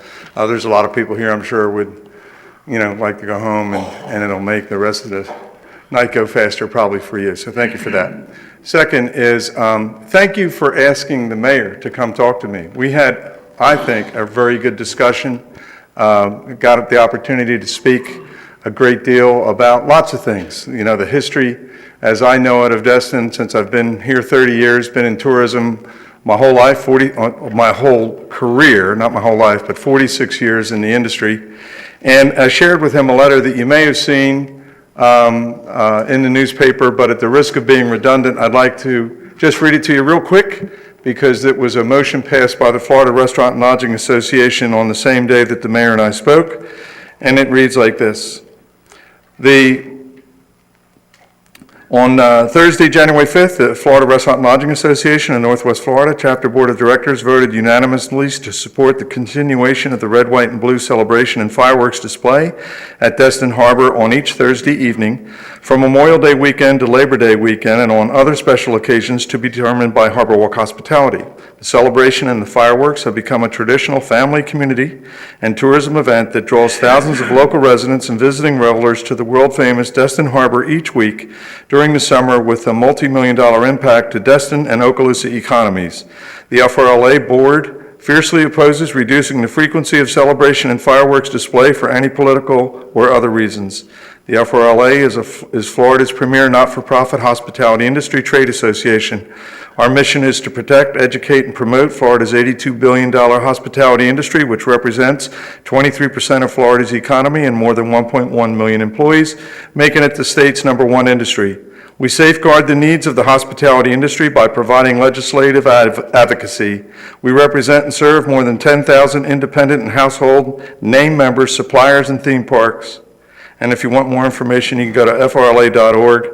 That was signed by our regional director, Ray Green, and addressed to all of you and the mayor. Bottom line is, we believe that 7 5-minute shows in addition to the holidays that everybody has grown to expect fireworks is a very small few minutes.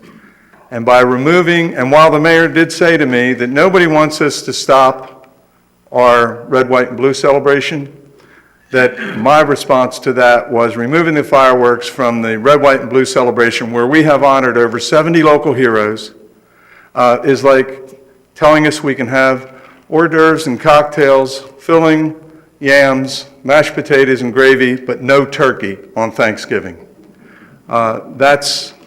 We just think unreasonable. It's only 5 minutes.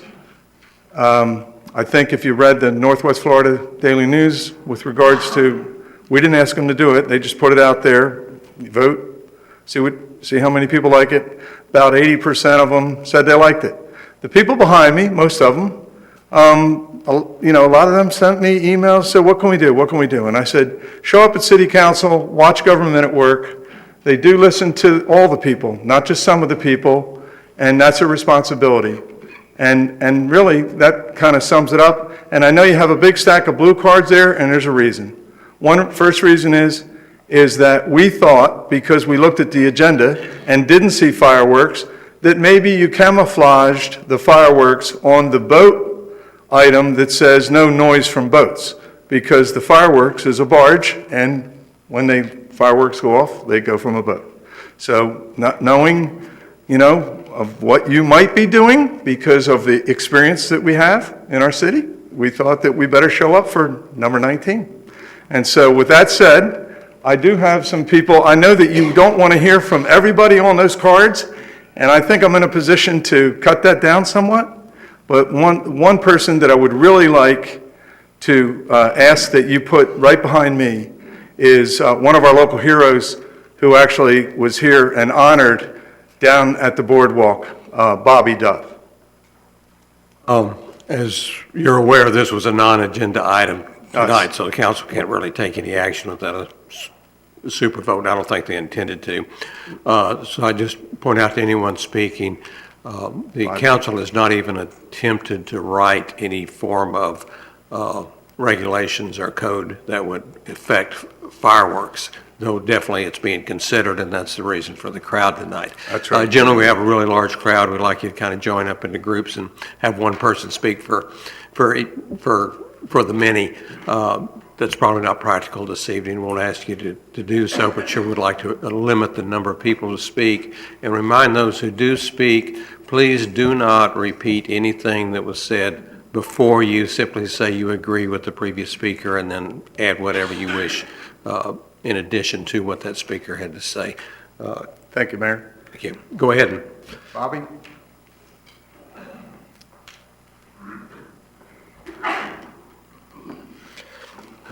One other thing, please, when you state your name, your address, the city you live in, and limit your comments to 5 minutes or less. Thank you. Go ahead.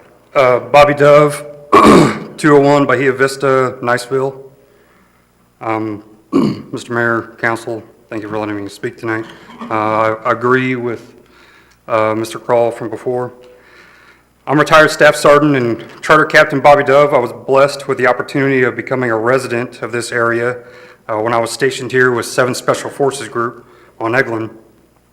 I'm here today not only as a resident and citizen, but also as an owner of a local fishing charter. However, today my business is my last concern. Upon arrival to this area, I was overwhelmed by the principles and sincerity of the people of this beautiful and genuine community. More specifically, coming from a small town myself, after leaving home and entering the world, I was forced to become accustomed to the truth that most of the world is not as fellowship as we have here. I was severely wounded by an improvised explosive device in Afghanistan in the summer of 2012 and began my treatment in Bethesda, Maryland. I immediately began a deliberate and hard-driven recovery in order to not only return to my team, but to return to this specific community. After nearly 40 surgeries, pins, rods, screws, plate, and shrapnel in my body, after a life of consistent pain that I will always endure, that first summer home here in Destin, I did reside in Destin at that time, was most certainly my most trying.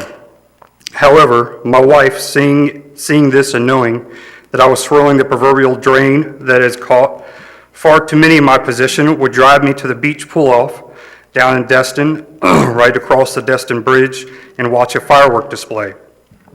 Our time together on a dark Florida beach lit by a 5-minute hero celebration display dedicated to our military became our 5 minutes of solitude and refuge. 5 minutes which at some times were my only grasp on reality. As I mourn the loss of one of my local wounded veteran friends and one of the most greatest people I've ever known, who unfortunately took his life just this past month here, I'm forced to question even further what would have become of myself if I wasn't allowed those 5 minutes before. Since those days, I have become greatly involved in veterans' issues and causes. Little did I know then, but now I know all too well, is the people responsible for orchestrating that 5 minutes would be common faces at local veteran fundraisers, tributes, and events. People that I'm now very proud to call my friends.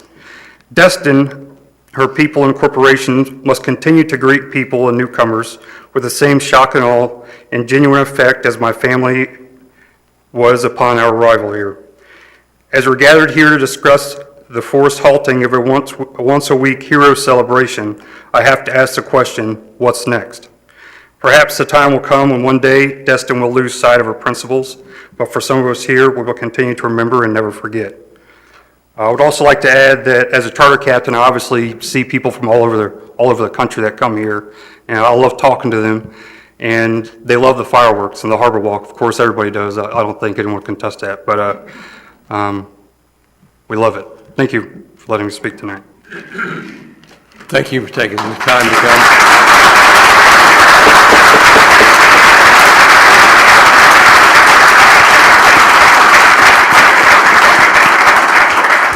I know that's a little bit special, but applause is not allowed at city council meetings.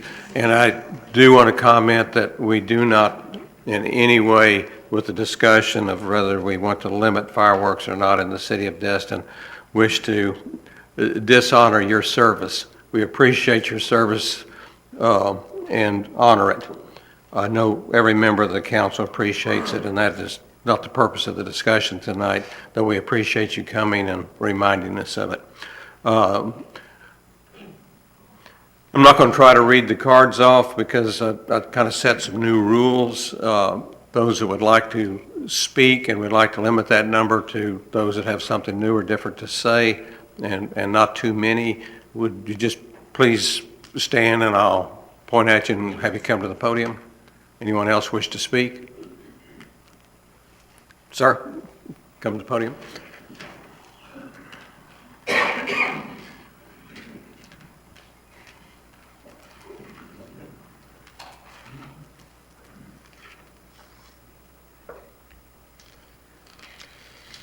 Please give your name, address, and city you live in. Thank you. It's on. My name is Robert Rowe. I live at 345 Schuyler Run in Destin.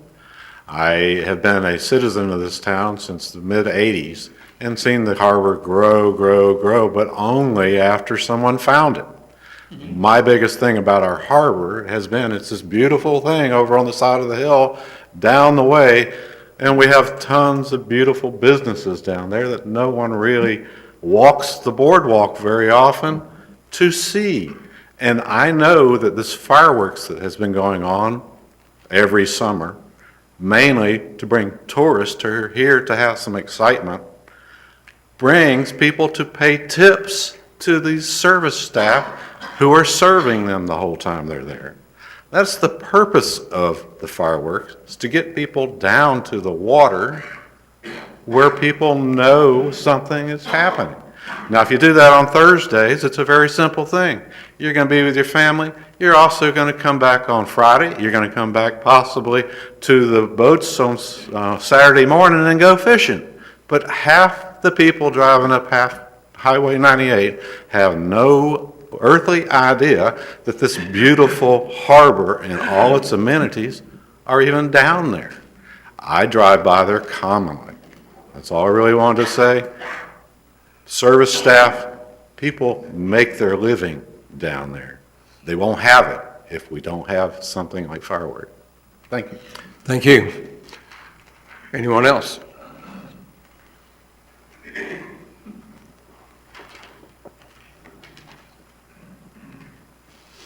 Good evening again. Lino Maldonado, 1040 Highway 98 East, Destin here. First of all, I'm very thankful that I didn't have to follow, our soldier, and sir, some rules are just, good to break. So my sincere appreciation for that service. I'm a military brat, came here 35 years ago. Some would say I'm just a brat, but I'm extremely pro-tourism. I think that, anything we can do to showcase the beautiful, nature and amenities that we have here. I think the more the better. Certainly have some negative impacts, and I'm not privy to the complaints or the comments that some of you guys might see from time to time. But I'll tell you that my staff, and there's quite a few of them here tonight, will tell you that this fireworks display or anything we can do to drive people to that harbor, our history here in Destin, is an experience that they go home and they tell many other people about.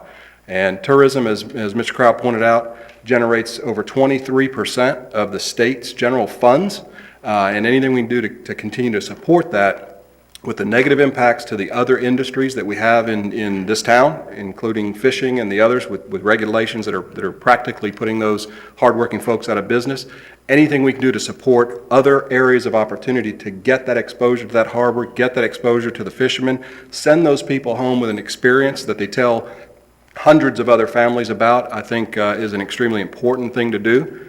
As a military brat in the middle of a very pro-military town, I think it's the least we can do to show our show our respect and honor those people that give us the opportunity to do what we love to do for a living from a safe perch. So thank you for even looking at this, but I would really not like to see any negative impact to these shows. I think they're much larger than just a 5-minute a fireworks display. Thank you so much. Thank you.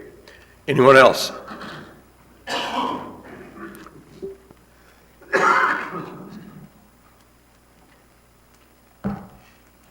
Sorry. My name's Frances. I'm the manager of the Harbour Walk Fishing Charters, which is the largest fleet in Destin. I'm sorry, address and city? Oh, I live in Paquito Bayou, but I've worked at the Destin Harbour as the manager for nearly 12 years. I'm representing mainly the fishing fleet down there, where the tourist industry, they walk the dock every day, people booking these fishing charters, which these captains only have a certain amount of time during the year to make their money, make their living, support their families. Thursday night with the fireworks is our busiest night that we can make these bookings. When people come down, enjoy the fireworks, the celebrations, we make more bookings on a Thursday night than we do any other night during the week.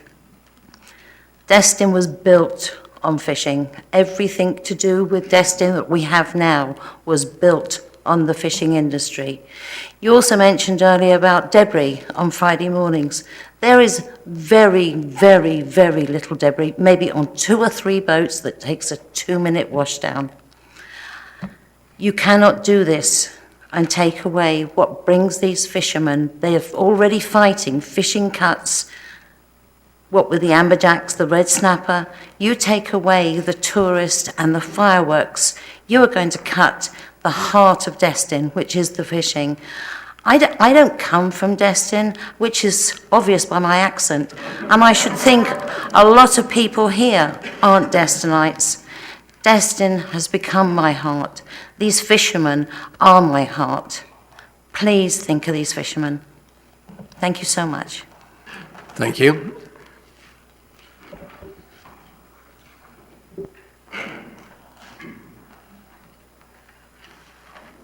Hello, Jim Green, 824 North Lakeside Drive here in Destin. I'm also the Vice President of the Destin Charter Boat Association.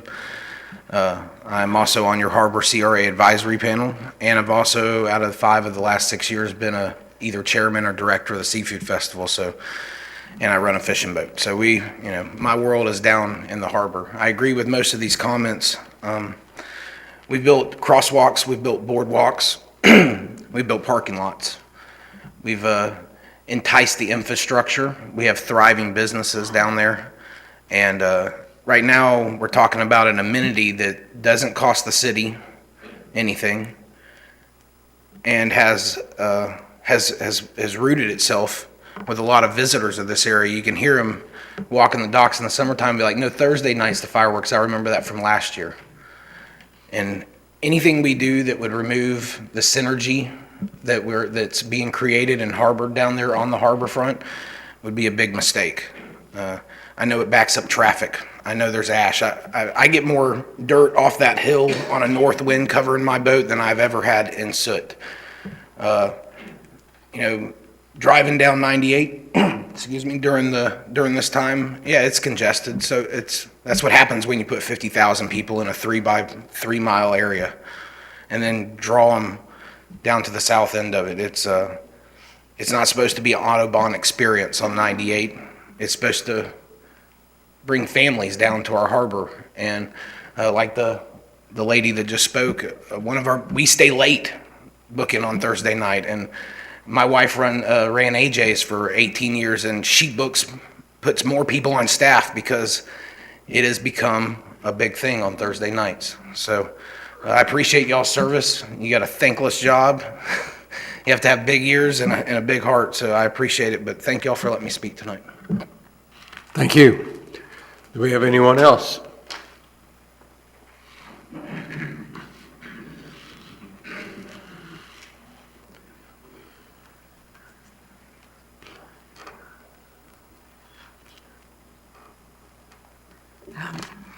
First of all, I wasn't prepared to talk tonight, but I'm Gay Nicholson. I live at 5 Calhoun, okay?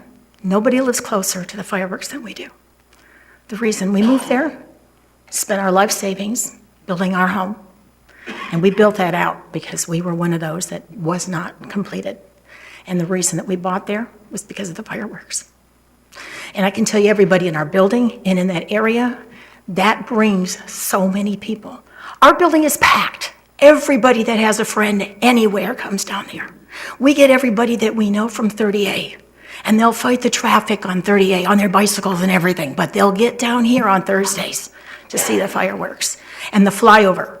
And I can't tell you, I don't come from a military family, but I have gotten so close to the families down here because of that has made all of us that possibly didn't have this environment. I come from California. I come from San Diego, and this is as close to heaven as you can get. And the fireworks are one of the most exciting things that we have. And I hope to God that you guys consider the fact that for 5 minutes on a Thursday night, that you can bring people down here and let them see our harbor and our fishing fleet. Because when I came in here and I drove over that Destin Bridge for the first time, and I saw that, what I thought was the hotel, and they hadn't even finished the boardwalk at that time. And it was so exciting. I'm going, this is where I want to be. I don't want to be out in another cul-de-sac. I don't want to be out in the middle of some freeway traffic. I don't want to be in a community that's far away from everything. This is where I want to be able to spend my senior years. Thank you. Thank you. Anyone else?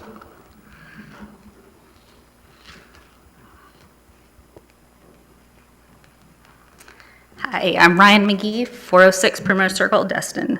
I just wanted to point out that imitation is the sincerest form of flattery.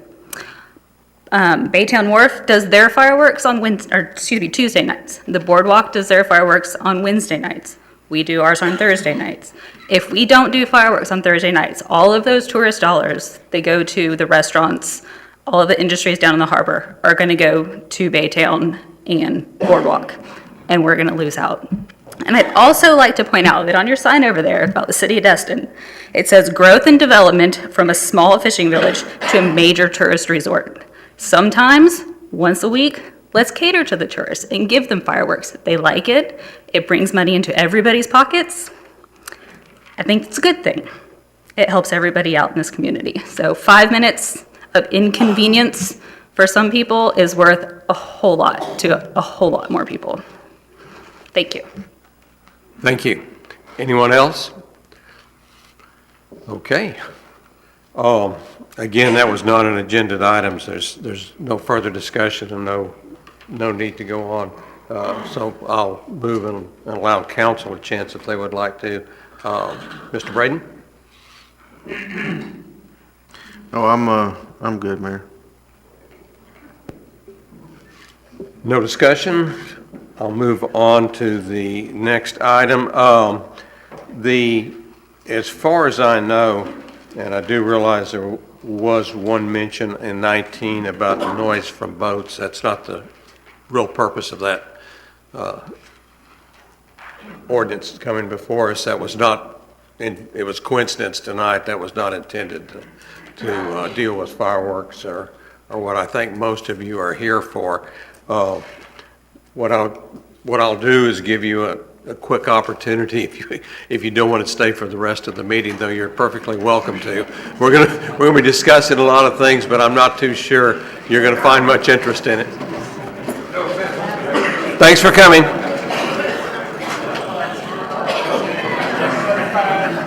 Take another 5.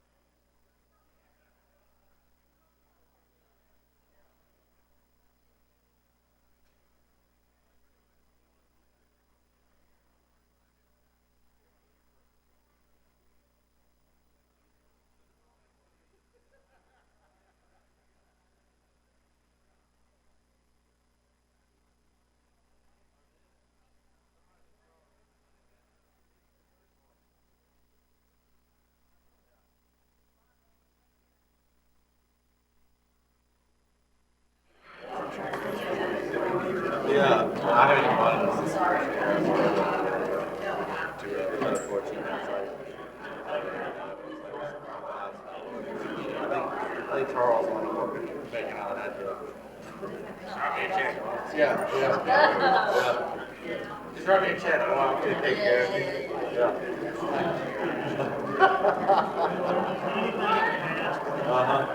Here are your 5 shirts.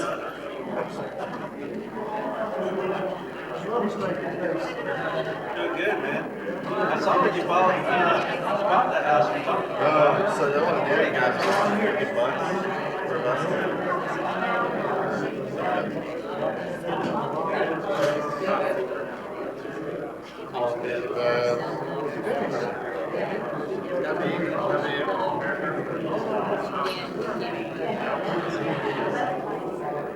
I don't know if they're talking too much about your vessels. I think we're talking mainly about money. Is that what they're doing? They're targeting? What's it list?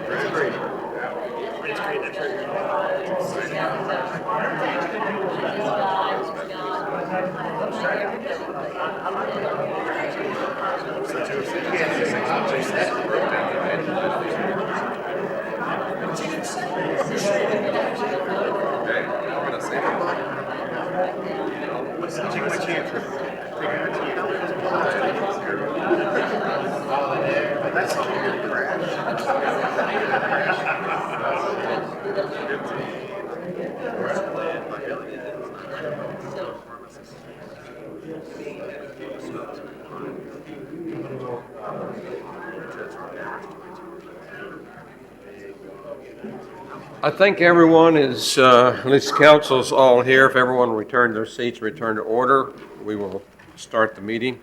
Let's see.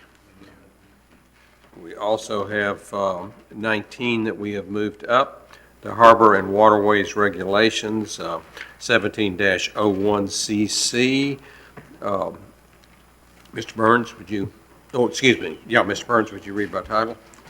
Ordinance number 17-01-CC, an ordinance of the City of Destin, Florida relating to city waterways, providing for authority, providing for findings of fact, providing for the amendment of Code of Ordinance, Chapter 5, Subtitle Article 1 in general, providing for the amendment of Code of Ordinance, Section 5-1-5-25 reserved, providing for creation of Section 5-1 definitions, providing for creation of Section 5-2 obstructing channels, unlawful anchoring, mooring, or docking, providing for the creation of Section 5-3 operation of radios or other sound-making devices generally, exemption, providing for the creation of Section 5-4 liveaboard vessels prohibited generally, exceptions, providing for the creation of Section 5-5 floating structures prohibited, providing for the creation of Section 5-6 vessel cleaning, providing for the creation of Section 5-7 misuse of amenities, providing for the creation of Section 5-8 derelict vessels, providing for the creation of Sections 5-9 penalties, providing for the deletion of Code of Ordinances 5, Chapter 5, Subtitle Article 2, Commercial Personal Watercraft Regulations, providing for the deletion of Code of Ordinances Section 5-26 definitions, providing for the deletion of Code of Ordinances Section 5-27 regulations for commercial personal watercraft operations, providing for the deletion of Code of Ordinances Section 5-28 penalty, providing for the amendment of Code of Ordinances Chapter 5 Subtitle Article 3 Restricted Area Joe's Bayou, providing for the amendment of Code of Ordinances Section 14-57 exemptions, providing for incorporation into the Code of Ordinances, providing for conflicting provisions, providing for severability, and providing for an effective date. And we're here on the first reading, which is technically not a public hearing, but you have moved up public comment at this time, so I believe you can entertain the public comment. Thank you. I had so many cards, and I think the majority have left that asked to speak on 19. I'm going to ask anyone else that would like to speak on it simply to stand up and come forward, and I'll recognize you. Sir.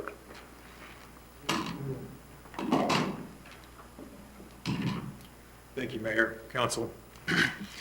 My name is Bruce Bowman, and I'm with Connolly, Bowman and Dykes in Destin. I represent Stan Shipp, who lives at 821 Cross Street. Mr. Shipp has asked me to address the council regarding the statute that was just read, or the introduction that was just read. Mr. Shipp purchased a lot on Marlar Bayou, towards the eastern end of Marlar Bayou, really for the main purpose, if not the sole purpose, to put his floating structure, as you've defined it, waterworks, tiki hut, on his private dock. And he's been using that dock, his dock, for that purpose for some time now. And as I read the proposed ordinance, it would now prevent him from doing that. Mr. Shipp's dock in the tiki hut that he has moored to it is about 20 feet from the shore. It's not causing any obstruction from any waterway. It's not causing any encumbrance from people using the waterway in front of his house. It's simply a place for him to store his tiki hut during the off-season so that he could then use it during the summer. The articulated intent of the statute, as I read it, was to prevent anchoring of floating structures in the waters of the city. And it's our position that the ordinance as written goes well beyond that. It's much broader than that to simply state that no floating structure can ever be in the waters of the city of Destin. We believe that with three exceptions, a commercial marina, a city marina, or a mooring facility, we're simply asking that you make a fourth exception to lots that are docks that are on privately or extending from privately owned or leased property of the owner. Mr. Shipp does not intend to anchor, does not want to anchor his property on city water. He simply wants to be able to continue to use his property as he has been. The proposed ordinance leaves Mr. Shipp with no real viable option to use his property as he intended. So we're simply asking for the council to consider expanding the exceptions to the no floating structure rule to include being able to store your structure on your own private lot or own private dock from your property.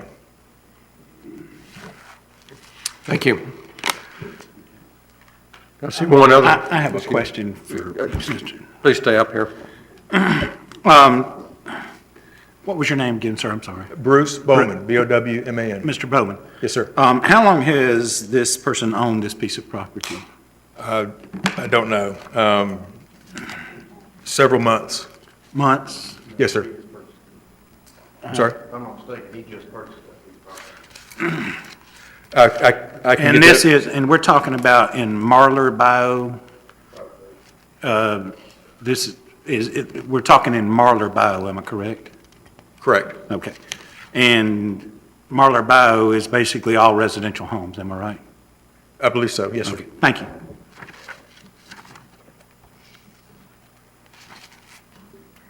Any other questions? I'm sorry, my timer's still up, so I can't see if you've pushed a button. Anyone else? Okay, anyone else like to speak?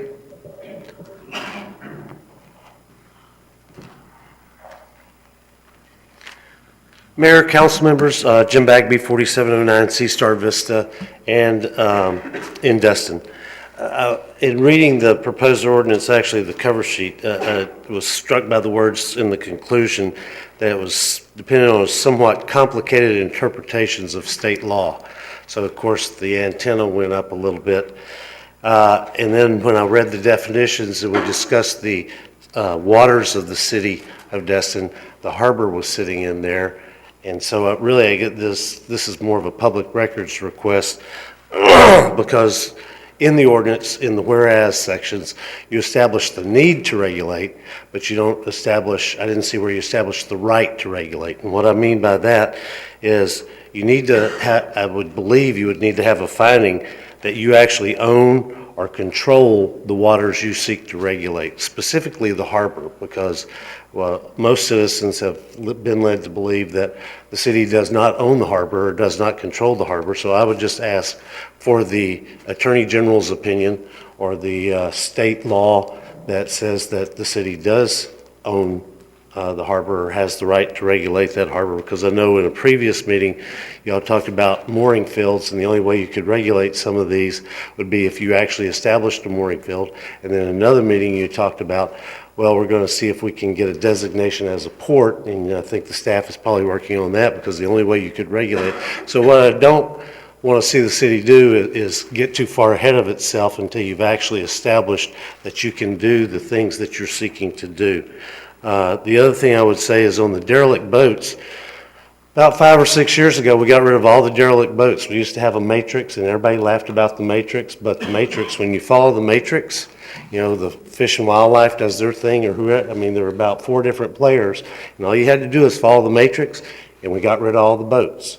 And then for some reason, we stopped following the matrix, and now we got derelict boats again. So I would just ask you to go back, dust the matrix off, and get rid of the derelict boats. Thank you.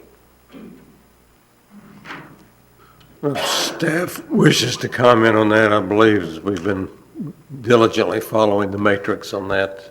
Mr. process. Mayor, if the council is ready to hear the staff report, we can go forward with that. That was the only 2 cards I have. I didn't have anyone else asking to speak on this, so we can go ahead and move to staff report. Well, let's go ahead and read by title first and then go to staff report. I just read it by title. Oh, okay. We Staff did, sir. report. And Mr. Stephen Schmidt, sorry, our development manager has been working over the past several months with the Harbor CRA to bring this together. So he will be giving the staff report on this item. You've got the agenda item before you, and I won't I won't belabor the items in the agenda item. I will say that basically in the process of determining what might be available to us in terms of designating the harbor as a port or creating a port and waterways district, I was able to determine that it was possible to create an ordinance that would at least give us limited control over floating structures, that had been done in other cities, crafted the ordinance. It was vetted extensively by the city's land use attorney and the city attorney, and feel very comfortable that while there are some very complicated nuances of law with respect to liveaboards and non-liveaboard vessels and anchoring of vessels, and with relating to derelict vessels, and there are processes with that this ordinance does not specifically try to supersede. I feel very comfortable that the ordinance as presented is defensible. I'd have to defer to the city attorney and land use attorney to render any legal judgment on that, since I'm not an attorney, but did work with them considerably in the processing of the ordinance, and I'd be happy to answer any specific questions. Council, questions? Motion? Okay. Councilmember Ramsell? I do have a question. Can you comment on the comments that Mr. Bagby made? Yeah, in the charter for the city of Destin, the Old Pass Lagoon is included within the corporate city limits, and the harbor's the Old Pass Lagoon, and so we defined it both ways within the ordinance. So it is included within the corporate city limits. Now, sometimes the Coast Guard might have jurisdiction over certain areas with certain other law enforcement agencies, but it still is within the corporate limits of Destin. So obviously then there is the right to regulate. Yes, there is.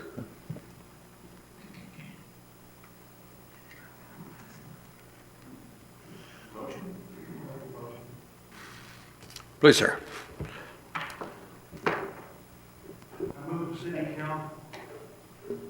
I move the city council approve proposed ordinance 17-01-CC on first reading and direct staff to schedule proposed ordinance 17-01-CC for public hearing and final adoption on second reading. Second. I have a motion, I have a second. Any further discussion? Councilmember Braden? Thank you, Mayor. Mayor, I just want to get it on the record that Mr. Shipp that we was talking about, the attorney was talking earlier about the piece of property. According to the county records, he purchased that piece of property in 09 of 2016, approximately three and a half months ago. That's all I have. Thank you. Any further discussion? If not, I call for the vote.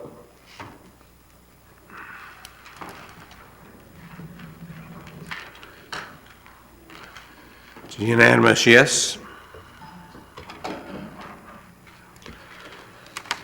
Okay, we're going to proceed back to the remaining items on the agenda. We'll start with the consent agenda. Do I have a motion? Motion to approve. I'll second. We have a motion, we have a second. Any discussion? I call for the vote. All those in favor, yes? 7 yeses, unanimous. The races will go on. Resolution 1701. Mr. Burns? Oh, excuse me. Yeah, Ms. Burns, read by title. Resolution 17-01, a resolution of the City Council of the City of Destin adopting rules of conduct for city council members and the mayor to abide by if they attend meetings of the city's other boards/committee meetings and an effective date. And this is the same resolution that I brought the proposed version before the council at the last meeting, and I believe it was essentially approved at that time, but we did not have a resolution number at the time, so it hasn't changed in form at all. Motion to approve? We have a motion. Excuse me, we have a motion to approve. Do I have a second? Second. I have a motion to approve, second. Mr. Braden? I was going to make the motion, Mayor. Okay. Any further discussion? Should I actually read the motion? Yes, please. It is hereby moved that the City Council adopt Resolution Number 17-01. Excellent. Does the second still stand? Yes, sir. Okay, I call for the vote.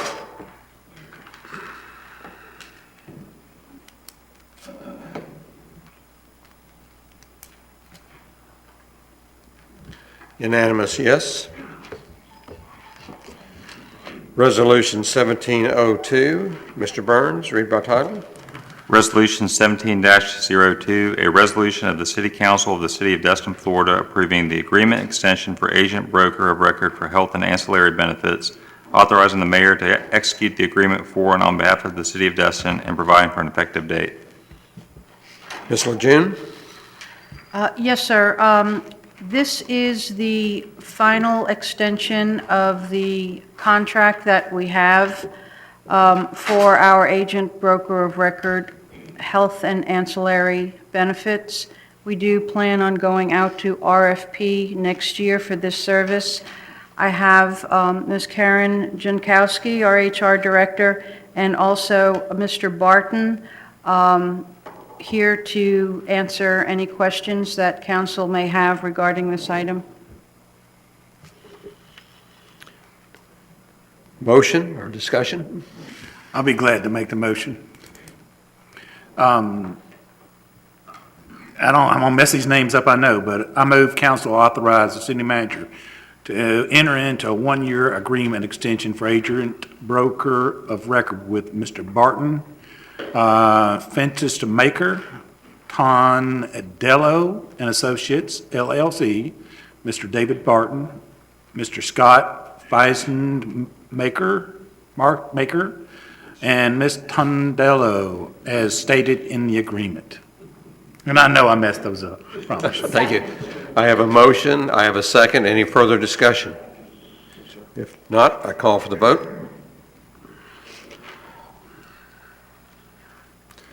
Unanimous, yes.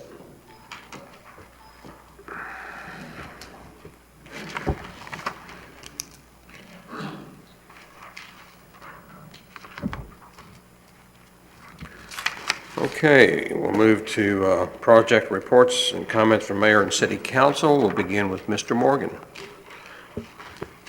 Thank you, Mayor. I'd like to walk fireworks under the agenda. I'm just kidding.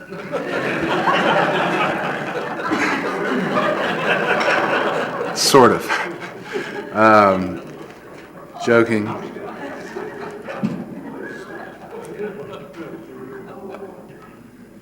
But I'd like to wish a happy second wedding anniversary to my wife, and I'm really happy, both of us are, that I get to spend it with you fine folks. So that's it tonight, Mayor. Thank you. Thank you, Councilmember Destin. Thank you, Mayor. I have just two items tonight. My first one is the swimming pool has a new leaseholder. It is the nonprofit organization that's going to try to get the pool reopened. And I believe it's in the citizens' best interest to discuss potential contributions to being able to get that facility reopened. It's a thing that's near and dear to my heart, so I'm not going to discuss it anymore tonight. What I'd like is for Ms. Lejeune and Bragg, if you guys could put together some sort of presentation that explores whatever revenue options we may or may not even have for the next meeting, and we could just discuss that at that time. Yes, sir. Mayor? Yes. We're happy to do that if we have the vote of the council. Would you make that into Yeah, I a can make it motion? into a motion. Do I have a second? Second. Is that clear enough for the city clerk? He's seen it. I call for the vote.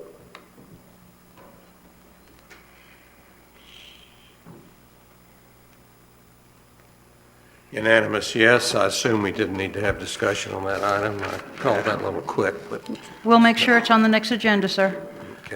Mayor, my last item is just a sort of general housekeeping and an announcement. I'm a member of the Board of Directors of the Destin Fishing Museum. Our annual fundraising event is the Destin Gumbo Contest. That's going to be January the 28th, 2 Saturdays from now. I would encourage everybody to attend. There's a silent auction. We've got approaching around $10,000 worth of donated items that are going to be open for auction, and we would encourage, one, for everybody to attend.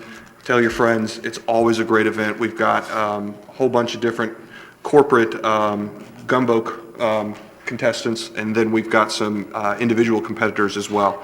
Anyways, it's a great opportunity for everybody to kind of sort of meet, greet, and it's all towards the benefit of the Destin Fishing Museum, which we talked a lot about culture and maintaining our history. Well, that's the repository for all of it. So I would encourage everybody to tell your friends. Like I said, that is 28th, I believe from around 11 o'clock to 2 o'clock. So that's all I've got, Mayor. thank you. I attended for the first time last year. I won't miss another one. Mr. Marler? Thank you, Mayor. The only thing I have is I'd like to ask staff, not tonight, but next meeting, kind of give us an if they can get with DOT and find out what's going to happen. I know we're scheduled sometime in the near future for them to redo from the bridge to Airport Road and going with the 6 laning from there. There was an accident at Stallman and Highway 98 last Friday evening, right at around 4 o'clock. And I'm not sure how the accident happened, but I was worried more about, the turn lanes that were promised and stuff. I'd like to find out where we're at, where the state's at on that at the next meeting of when they look at starting on that project. I know it's kind of weird because they're supposed to be doing that project and then 6 laning of from Airport Road on. So just next meeting will be fine. Excuse me, sir, I'm happy to bring back a status update report, but could you just clarify which project?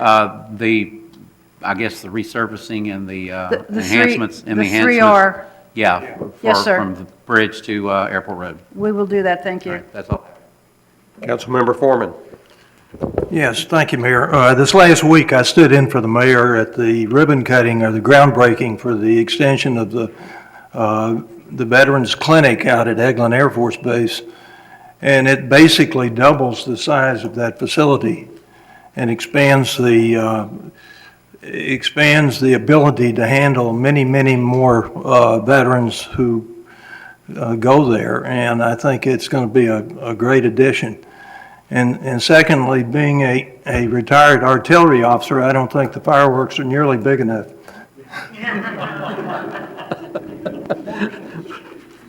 Thank you, and thank you for standing in for me. The Chamber of Commerce had me at an excellent session of the League of Cities during that 2-hour period. Appreciate you covering for me. Councilmember Dixon. Nothing tonight, Mr. Mayor, thank you. Councilmember Ramswell. Thank you, Mayor. I have 2 things tonight. The first thing I'd like to start off with was we had received an email where Gulf Power had marked numerous palm trees along Gulf Shore to be cut down because they were either hitting the power lines or at some point leaning into them or whatever. And I know I'd reached out to the city manager and also some folks in the city, including Alan French with Trees Destin, to see if we could all somehow work together to make sure that they weren't chopped down or mutilated like we had a couple of years ago along 98. And I'd like to ask Mr. Alan French to come up and, there you are, and just share some of his discussion with us, because I think, he has reached, and perhaps Ms. Lejeune, you were involved as well along the way, but I think we've come to a really good solution. Red means on, please. Okay. Well, I'm Alan French, 50 Lands End Drive, Destin, but I'm representing Trees Destin tonight. I was approached by the Holiday Owl Improvement Association with what Ms. Ramswell or Dr. Ramswell just said, and I reached out to Gulf Power. As you may or may not know, Trees Destin not only is just trying to plant trees and increase our tree canopy, but we're also, our second goal is to preserve our tree canopy. And our third goal is education of our citizens, the importance of trees.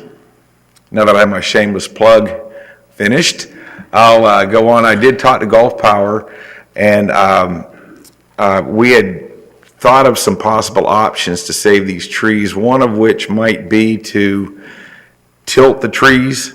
Not sure if that can be done for sure. I'm reaching out to landscapers right now. But one option is to tilt the trees away from the power lines. And what Gulf Power's agreed to do is trim those trees back like they're getting ready to be transplanted, like you see when they first go in the ground, and give us some extra time to try to make this happen.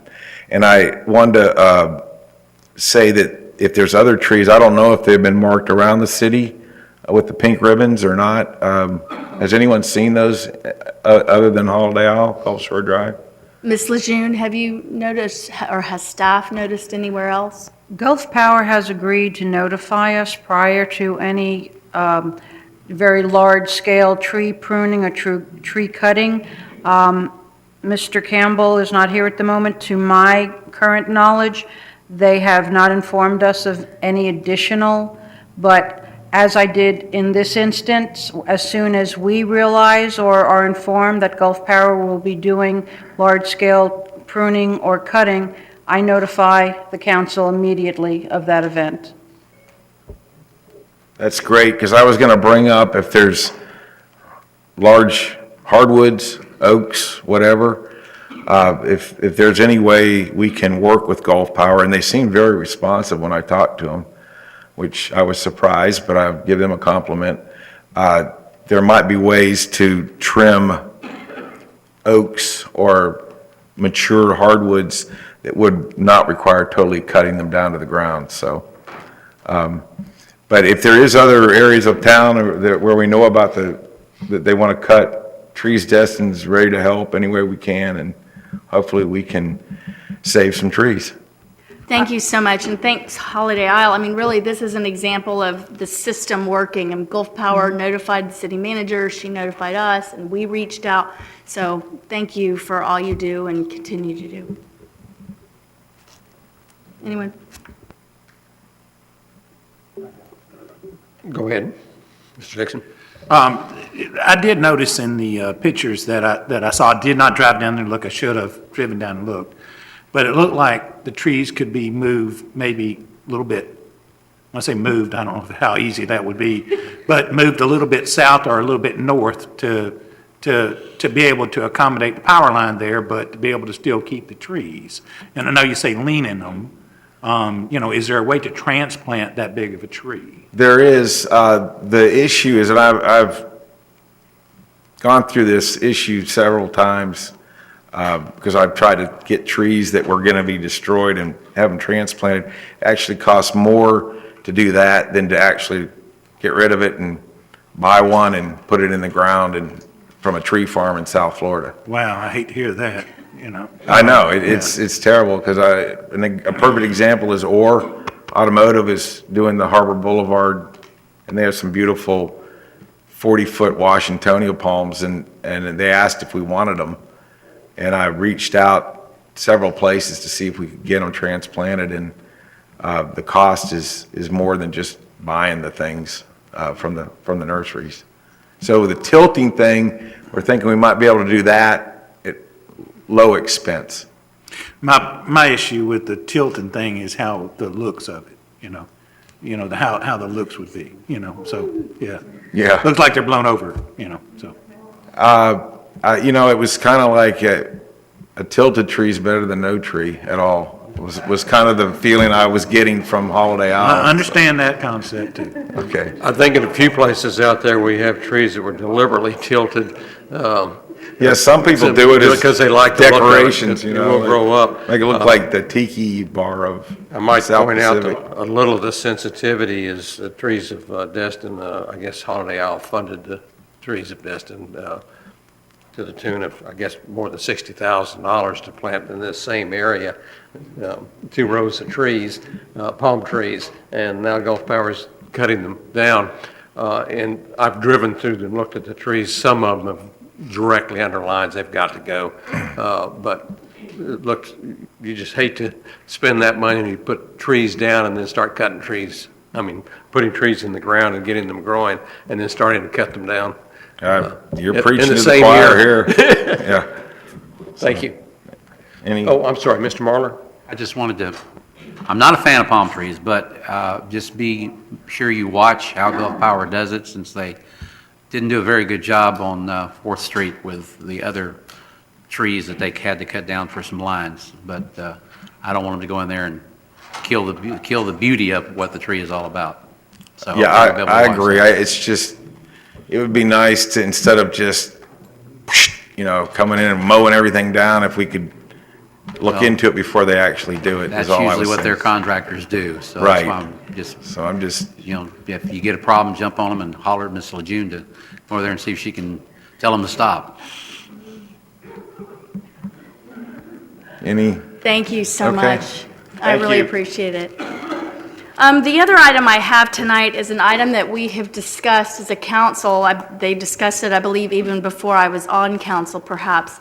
It's been brought forward by the public numerous times, and I've also brought it forward. And it's the vacant lot or parcel over off the pass that we call Parcel B. And discussions have come up regarding the fact that it was zoned conservation and then it somehow switched to HDR.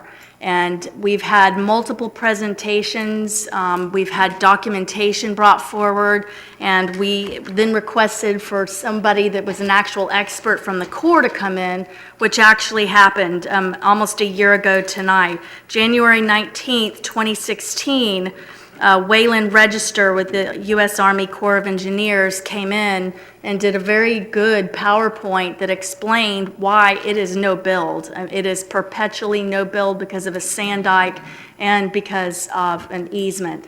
So we've always said, well, we need to address this, we need to address this, we need to address this. Well, now it's been a year since the PowerPoint, and I'm asking for your support and directing the staff to look into this again, look into the zoning, and get it back to where it is no build as it was intended, or whatever it is they end up recommending. But from all appearances and all documentation, evidence that's been presented, it appears as if it's no build, and right now being zoned HDR allows for possible construction.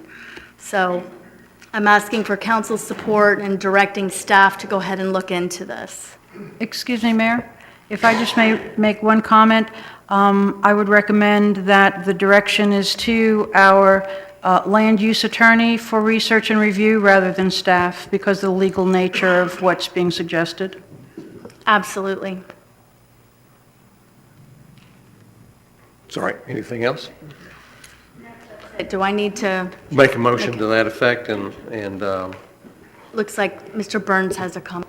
Would you put a deadline on that for the land use attorney, or do you want to, what exactly are you going to ask him to do? Is it come back with a memo or a report, I guess? I'd like to get a report and then an ordinance drawn up, or a resolute, whatever the proper procedure would be. I guess it would be an ordinance that would, if necessary, change the zoning, whatever's proper, but is February 6th possible, or do we need to look at second meeting in February?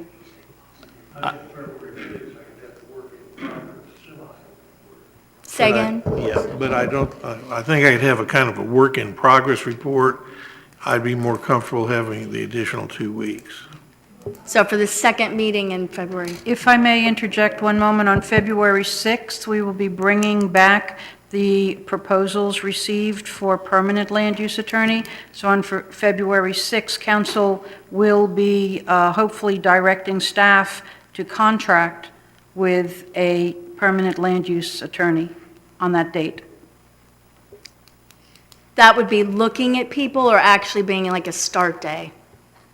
What would happen, the RFP process is that we go out to bid, we receive the bid proposals, we bring them back to council for award of bid. So if council awards a bid on February 6th, then we would make up a contract to then bring on the new land use attorney at that time. Meaning Mr. Burns would still be in place until the 16th, or his duties would cease as of the 6th? I believe, and I will have to go back and look at the contract, but I believe that it was only until we hired a new permanent land use attorney. But transition to to the new guy. It also included transition to the new land use attorney. And I think I could very well turn my research over to him if he insisted, or he might very well say as a matter of transition for me to complete it. But transition, you've got to look on these positions are eternal, but the people who sit in the chair change. And I think that this could be readily handled as a matter of transition. Excellent. That's more than fine with me. Second meeting in February, I guess, the deadline, or you'll bring a report back? Is that? I'll bring a work in progress report on February 6th, and then I'll want the additional 2 weeks to complete the report. Okay. I don't think we need a formal motion on that. I had a question. You stated including a proposed ordinance. Are we talking a rezoning, or are we talking about? Well, I don't know if it was ever properly zones, but whatever you deem appropriate. Okay, I understand it could possibly be a finding that the rezoning was not valid or something, and then we would go back to the original conservation zone. Or it could be a proposal for rezoning back to something like the conservation. Right, because as I understand it, conservation is now limited to only publicly owned parcels, and this parcel happens to be privately owned, so it couldn't be conservation as it exists now. Thank you. Just for clarification, if he does bring a proposed ordinance back, it still would have to go through, there's a process for land use ordinances, so it would be proposed and it would have to go through the normal chain, so. Yes.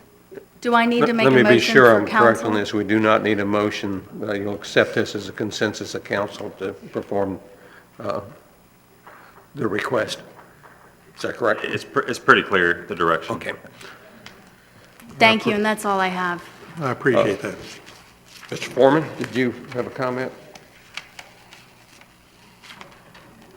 No, actually, the city manager provided us with a memorandum that was written by the previous city manager that was a summary of the actions that he researched with the staff on this very issue, and that was provided to us in our package, and I read through it, and basically, I think that's the foundation of where you would start. I would certainly start with that and begin working backwards from there. Right.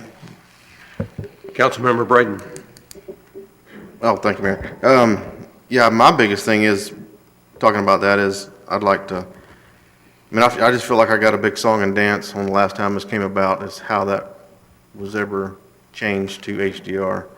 I'd like to see how it was actually changed to HDR from conservation.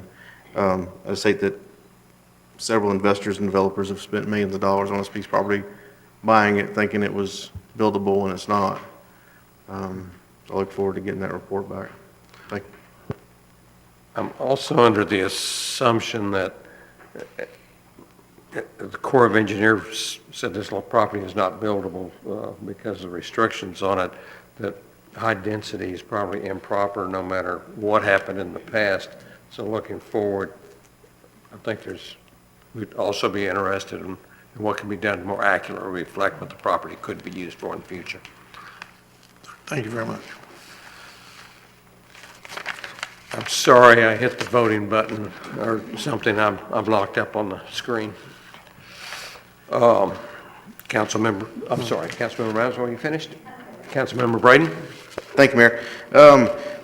The sidewalk design that the council approved approximately 3 years ago up on Harbor Boulevard, where does that start? Is that from Main Street, or is that from Beach, Benning to the bridge?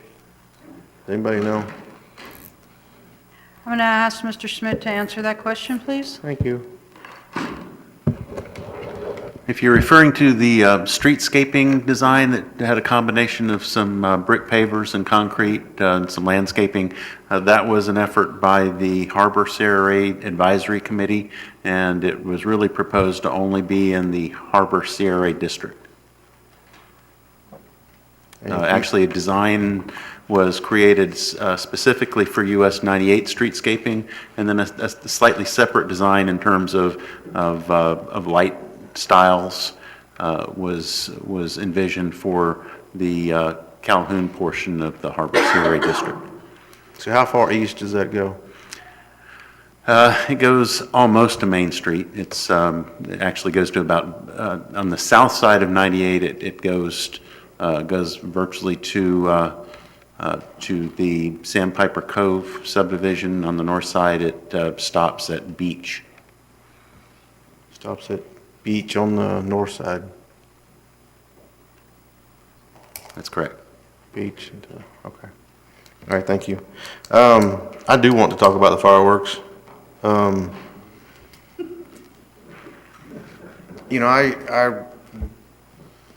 really like the input from individuals, private residents, homeowners, business owners.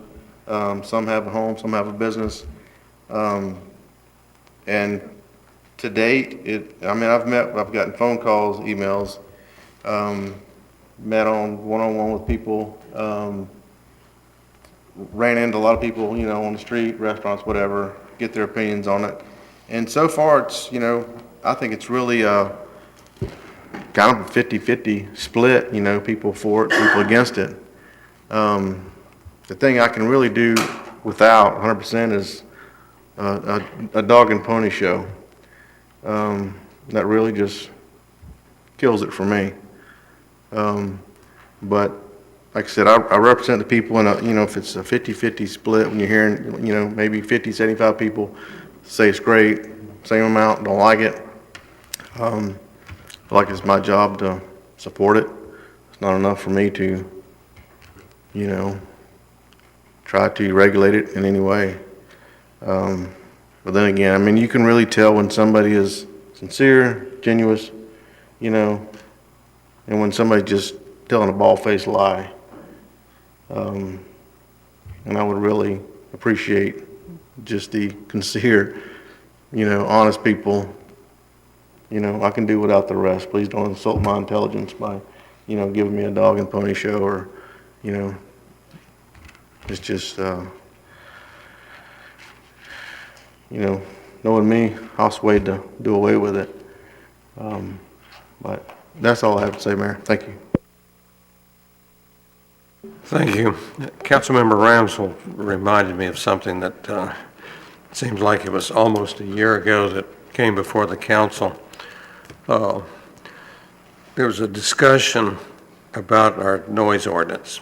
If I remember right, and it may have been me that said it, that the current one we have is terrible. I've heard on legal advice that it may not only be bad, but it's probably the worst one in the state of Florida. I hate to be the bottom of the entire state on the ordinance that, with the tourism season getting ready to start in a few months, that we have failed to address at this time. I obviously cannot make a motion, but I would certainly appreciate it if council might consider making a motion to have our city attorney. I don't think this is going to be a real complex request, because I believe that the city can, there's got to be dozens of good noise ordinances around the state. I think we can steal one. I'm not asking for anything really special or directed at anything or the fireworks or anything else. I just think we need a good, solid noise ordinance that can be enforced, particularly during our tourist seasons, and try to slow down some of the problem sites we have during tourist. And I'd like to ask if maybe we could get Mr. Burns to create that and bring it back before the council.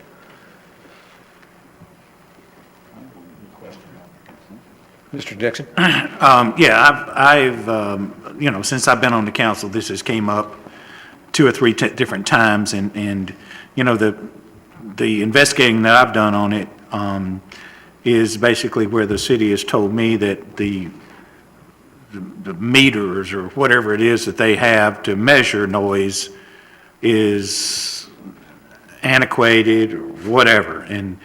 And what I've been told is they don't make equipment that can measure what we're looking for. I'm in full agreement with what you're saying, but, I kind of want to know how it is we're going to measure this noise, and what kind of instruments are we going to have to be able to do it? And are we going to have people that are available to come out when we have issues and measure that noise, and how far away from? So I kind of want to know, not just that we can create a noise ordinance, but then if we do create a noise ordinance, how are we going to enforce it? And what is the equipment we're going to use to enforce it? And I'm all about it. I think that is something that every community needs to have. And, I'm not saying that fireworks should be a part of that or anything else, but what I am saying is that if we don't have a way to accurately measure it, then we're creating an ordinance that we have no way of governing or anything else. So if you could, check on the equipment that could be utilized to check this noise, and then come back with a way that our code enforcement or whoever it is going to be doing it can be on call to do it. So without that, we're basically sunk to begin with. So that's all the point I've got. You want to make that in the form of a motion? Yes, I will make that in the form of a motion. Is this direction to the city attorney? Yes. Okay, thank you. City staff, city attorney, city everybody. Primary city attorney. And I take that the motion is to attempt to locate a good, solid noise ordinance that is enforceable and utilized in other cities and successfully.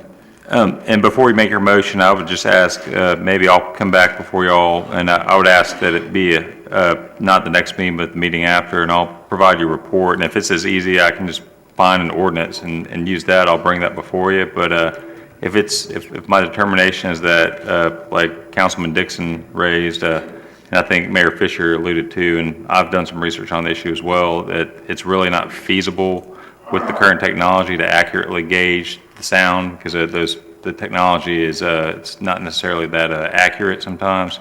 I might suggest different solutions to you at that time. So I would just say I'll either bring an ordinance or a report back to you if I don't think an ordinance is the best solution. So. At this point, do you need a vote or is a consensus? A consensus is fine. Okay. Mr. Foreman?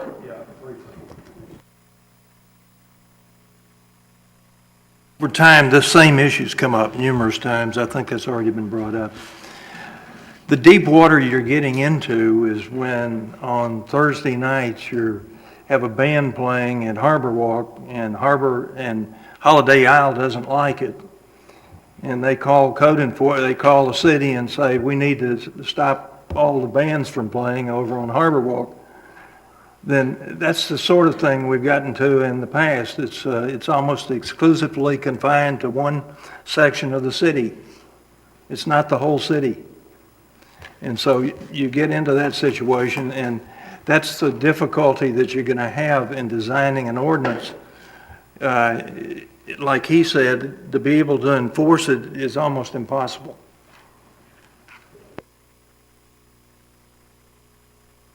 Councilmember I didn't say it was Ramswell. almost impossible. I said it's going to take a lot more work than what we've put into it so far. Yeah. Councilmember Ramswell. Thank you. I know I brought this up in the past when we were discussing short-term rental regulations. And, at the time, we were looking at different ways of sort of solving not the original problem, but just sort of the byproducts. And what ended up coming up is the fact that our code enforcement meters do not measure base. And they do make meters that measure base, but base seems to be the largest problem. And in fact, at one council meeting, I believe we showed photos, and I may have tried to play on my phone. Somebody had sent me a video of them up in their bedroom, and you could hear clear as day, boom, boom, music from the next door neighbor's party, and it was a rental. So We did have a very long and lengthy discussion at some point discussing various options, so I'm happy to go back through and find what I have, and it's already in the minutes somewhere, but if that'll help facilitate anything. But there is some conversation and some solutions that have been discussed in this arena in the past. Councilmember Destin. Thank you, Mayor. I think what Jim alludes to, and I'm not as scared of it perhaps as he is, but at the end of the day, the fact of the matter is, I know that the noise ordinance was specifically drafted to be ineffective, basically to keep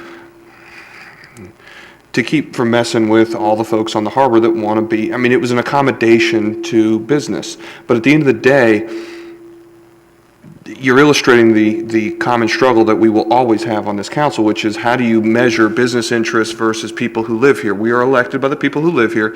I'm not afraid to go get a noise ordinance because at the end of the day, I've been up and down our harbor right now. They're playing literally looking right at the people who live across the way. There is no fendering, there's no soundproofing. There's whoever wants to throw up their amplifier speaker and just go at it, goes at it. So there are ways to make sure that businesses can still bring in crowds, can still have concerts, but not at the cost of the standard of living of everybody who lives in our town. So I'm going to go forward and support this, which is let's figure out how we can have a real noise ordinance, because if it results in somebody having we're not going to use it to just beat over the head every single person who violates the ordinance. The point is, if you need fendering and you're running attractions, get the soundproofing. Take the dome and your band shell. Have a band shell at least.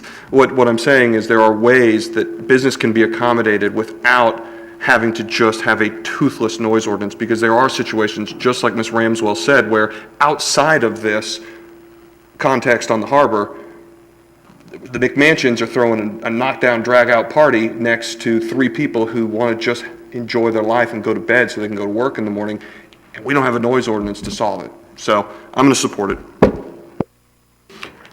Councilmember Foreman. Good. You're done? Okay. Councilmember Marlar.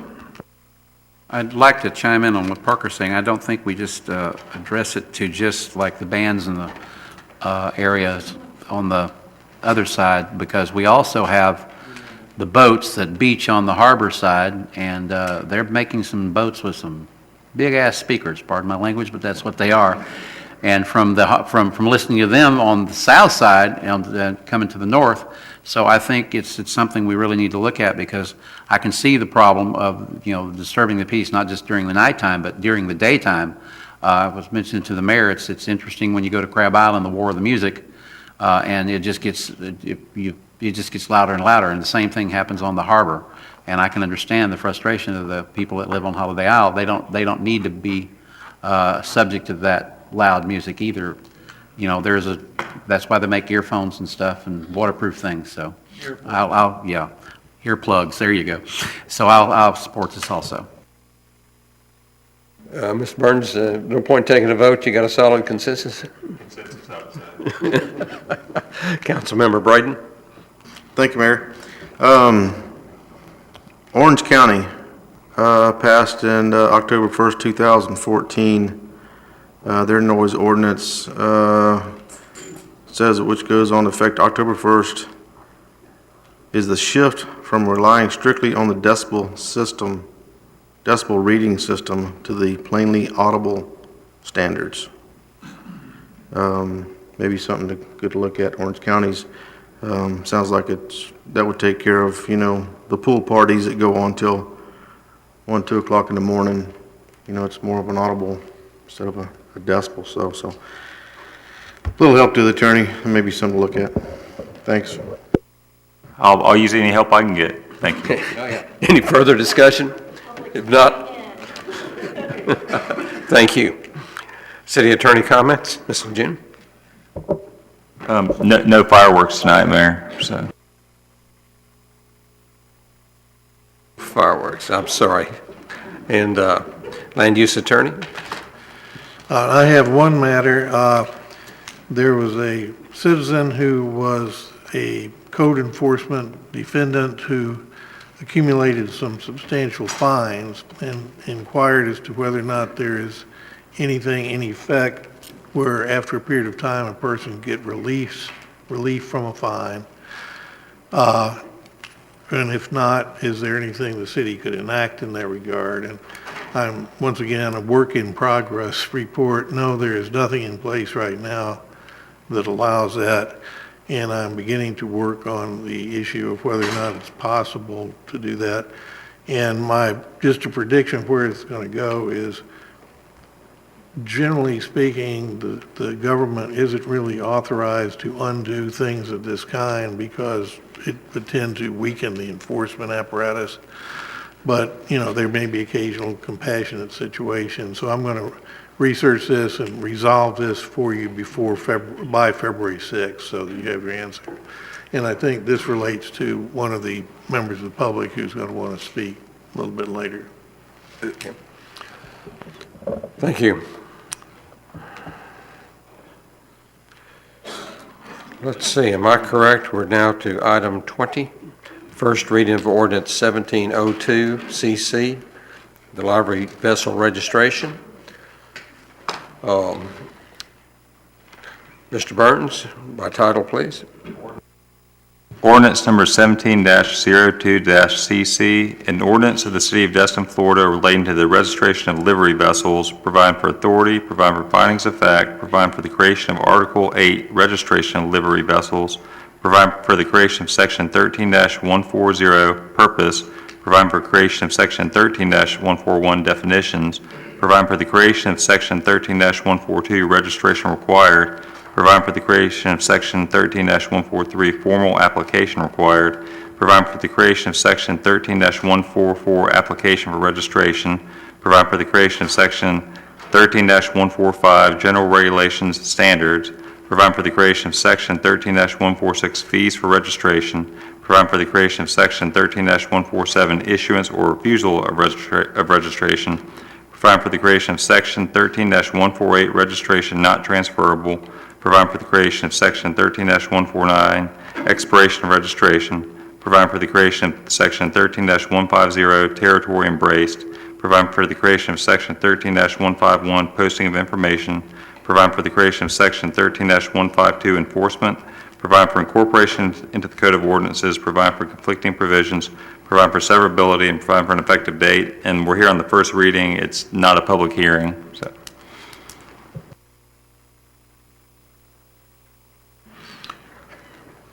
I did have a couple of cards left over that I'm not too sure they realized when I read off in advance that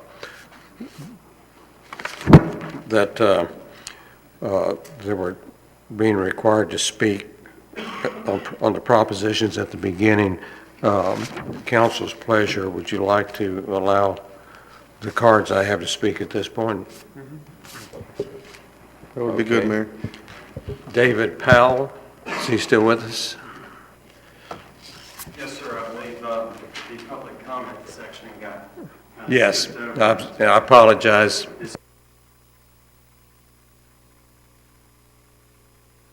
Push button to talk. David Powell, 1241 Airport Road, Suite H.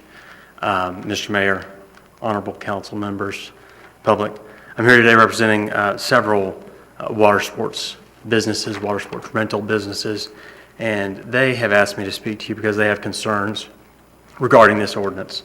As you all know, as we've discussed all night long, tourism is the lifeblood of this city. However, in reading this ordinance, it appears almost as though it was designed to discourage people from doing business in the rental industry. There's a redundant list of things that are already required by other agencies and by the city that these people have to come and produce to the city and pay a fee. And, more government regulation is not always the answer. In fact, I would suggest that the somewhat surprising presidential election shows that the politics is kind of moving away from more government regulation. It's our understanding that this ordinance is intended mainly for jet ski and pontoon boat rentals. That being said, I would suggest that in order for it to be valid, it must be applied universally to all rentals, including charter vessels, charter fishing vessels, and whatnot. And if that's the case, I think the city may want to take a closer look at the ordinance. I'm not saying that to persecute the charter fishing guys or bring them into the party, but rather to suggest that this ordinance should be rejected. Also, it's our understanding that while the ordinance leaves blank the amount of the fee, it's our understanding that staff is considering a $150 per vessel fee, which is quite expensive per vessel. I'm concerned it may be an improper ad valorem tax. It's an additional burden on these businesses that are having to reduce their prices in order to compete. And also, the ordinance as written, as I understand it, forfeits that fee in the event that the checklist of 12 or 13 items is not completely there. Certainly, it would be in the best interest of the city and the people using the city services to have an ability to supplement their list rather than forfeit their fee and not be able to use that particular vessel. All that being said, this ordinance is not good for the tourism and the people running rental companies, and we would request that you reject it. Thank you. Thank you. Questions? Mr. Dixon? I don't know if it's directed to you, sir. You're welcome to have a seat. I'm going to ask the city manager a question here. All right. But we do charge charter boats. Charter boats are basically a 30-foot charter boat, pays us $50 a year plus $1 per how many people they're allowed to carry. So this is not something we don't charge the charter boats. So I've not read the charter boat particular section that you're talking about. I'll be happy to read it between now and next meeting. However, this is a requirement that they bring a certain number of things to the city for someone to inspect and certify, and that they also pay a fee for that. And as written, I believe that it would apply to charter boat captains as well. it does, and it does. Right. So it apply, okay.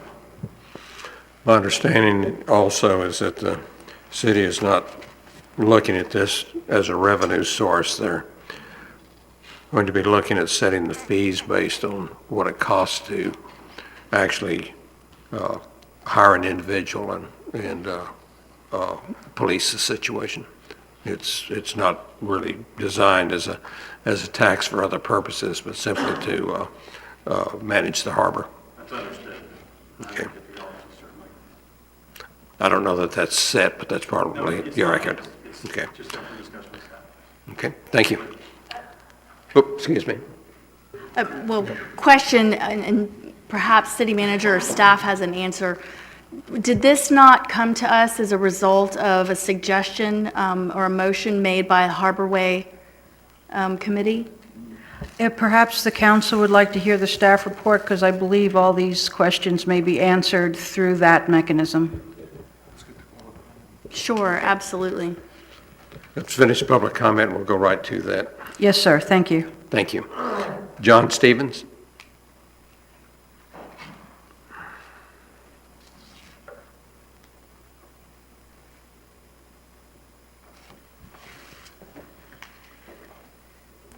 John Stevens, 1122 Bay Court, Destin, Florida.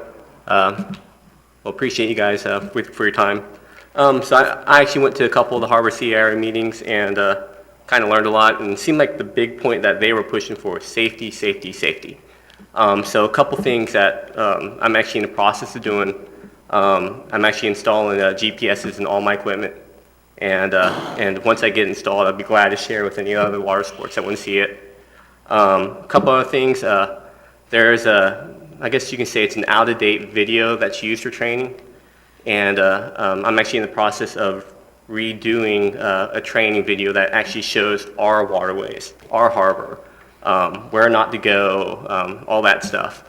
And hopefully that will kind of help alleviate some of the issues that are out there too. And then if you guys do go forward with all this stuff, a couple things to think about with the fees. A lot of us budget X amount of money every year for stuff, if you guys implement this budget or these fees like right away, the first year could be kind of tough for some businesses. So if y'all can kind of work with us the first year and then year down the line or whatever, go with the fees.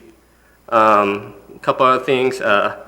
So with some of these rules, are you guys going to provide forms for us to turn in, or like I saw there's one thing on there that we have to prove dumpsters or trash cans. Are we just going to go take a photo of it and show that to you, or how do we go about that? And then I guess one last thing in regards to the FWC paperwork for all of our employees to do. So we have to submit that to the city if you guys want that in the rules, or it's written like that, I guess.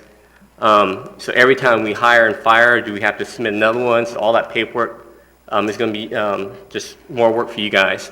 Could we just like submit the owner and manager, and FWC already requires us to keep all the paperwork on file, so we have the paperwork on file. That's all I got. Thank you. Thank you, and I think some of those questions will be better answered after adoption or rejection. And thank you. Ed Rogers?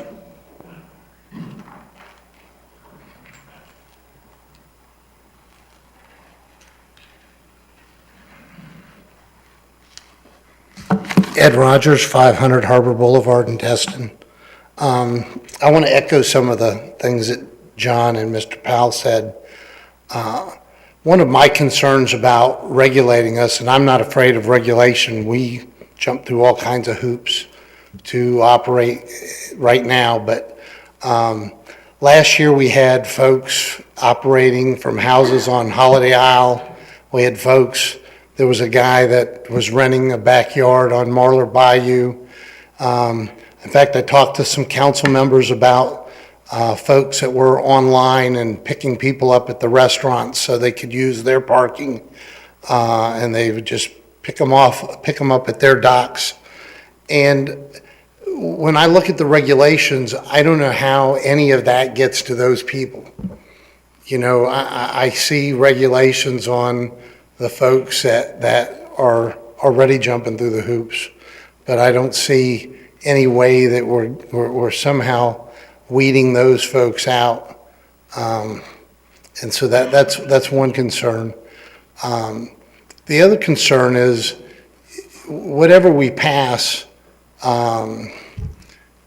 the city council needs to make sure that the city has got the fortitude to make sure that they're going to enforce it evenly across the board, because in the past they haven't done that.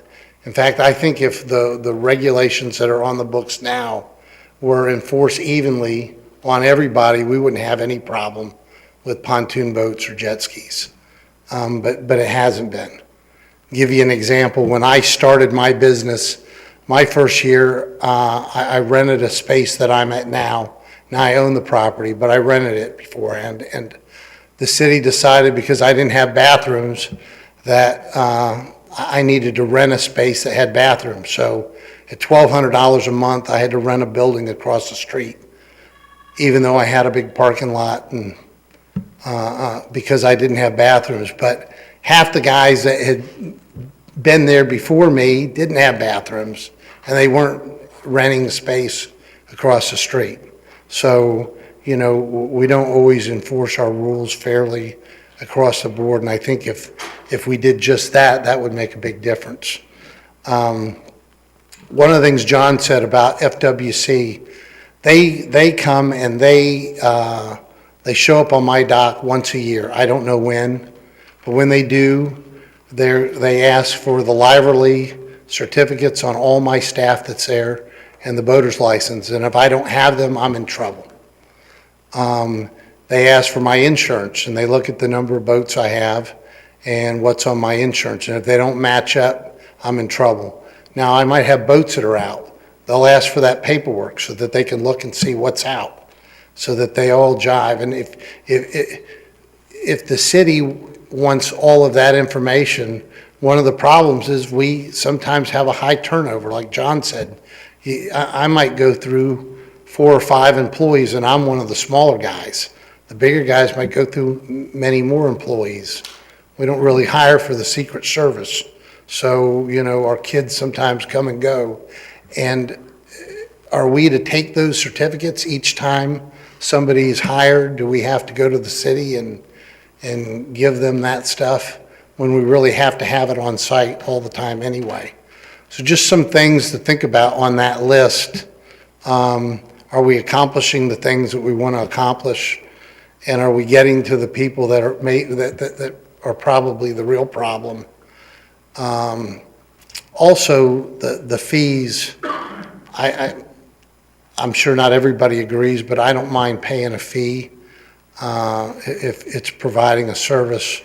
But did we figure that fee out on the number we came up with? Is it a number that we put some thought into, and what is it going to, so we know whatever we pay that we're getting our money's worth? And I would also ask you to consider when you charge the fees. We operate from anywhere from March or April until September, October. So collecting the fees now, you catch everybody at the end of the season when we didn't budget for it. And we can all pay it, but it's going to come out of our personal pockets, because if you don't budget for it, you don't have it now. It doesn't matter if you're a big guy or a little guy. And so if we're paying those fees in August or September, it's a lot easier to pay than if you whack us before our season starts. Thank you. Thank you. I think every one of those were legitimate concerns, and I think the ability to enforce equally will be greatly improved as the city has the ability to collect revenues and hire staff to do the job properly. If I may Mr. just, Jenny? if I may just make a comment to one thing that you mentioned, sir. I believe that your concerns will be addressed in the staff report. If not, then we can get the answers for that. However, I cannot speak for what has been done in the past here in the city, but I can guarantee you that equity, consistency, and transparency is how my staff operate now and will continue, or else they will no longer be my staff. I hope so, but I will tell you that my background, I worked on Capitol Hill. I was a lobbyist in D.C., and I thought I'd seen the worst in politics that you could see until I moved to Destin. And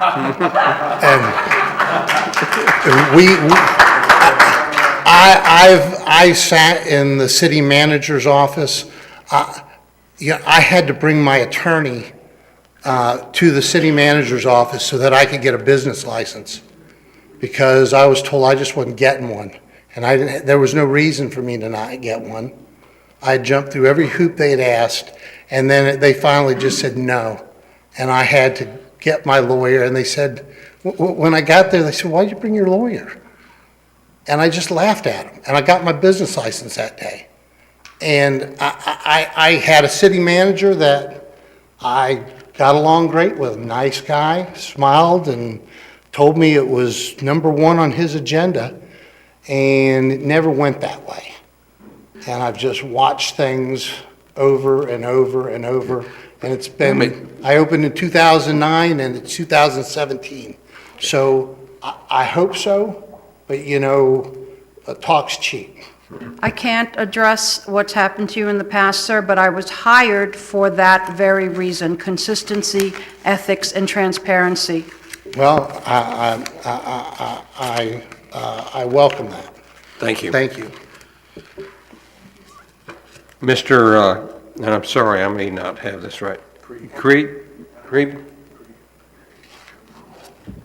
Also, while you walk up, Mr. Stevens, I should have complimented you. Anyone that will do anything to make the harbor safer, we appreciate your programs that you're trying to establish. Thank you.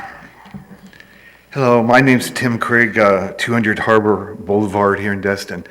Tuffy, you mentioned $50 for the charter boat captains. What does that go for? What does that amount of money go for? It's a business tax receipt for one charter boat is $50 plus $1 for every passenger they can carry. Okay. So the pontoon business, they have to pay a city tax also. Or 20 or so boats, maybe. I'm sorry? For 20 or so, huh? 200 for 20 boats, okay. Well, what I'm saying, they pay us a business tax also. I understand. And I had a pontoon boat business, it's Blue Heron Water Sports, for 3 years, and we were ranked number 1 on TripAdvisor for 2 or 3 years, and I sold our business to Luther's.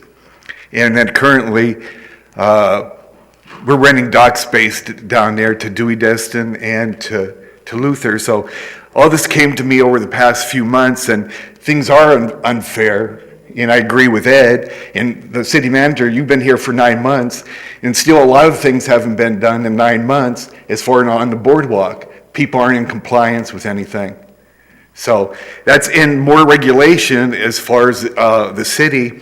The fees, to say is it for code enforcement for $150 a boat, $50 a boat, I don't think that's fair. There's a lot of people that have been against the pontoon boats from the very beginning. I mean, there's people up here, you know who you are, that you've been against charter boats. And the pontoon businesses, they bring in more people to the restaurants and other activities throughout Destin, but for some reason, everybody hates the pontoon boats. And they bring in more activity than anything in Destin. But everybody hates the pontoon boats, and I don't understand that. So if you're looking at fees for code enforcement, let's look at is there a problem with security on the boardwalk? Why don't we have security down the boardwalk? Why don't we start something up to have fees to the restaurants, the bars, and everything else, the vendors, all throughout the boardwalk covering different activities? So that's my gripe, and that's something we need to look at. As far as, I mean, just using a fee to single out the pontoon boats for revenue, I don't think that's the right way to go. Just to say you're going to use them for revenue. Then let's use the restaurants, let's use the bars and other things on the boardwalk for revenue, the charter boats, whatever they may be. So that's all I have. Thank you.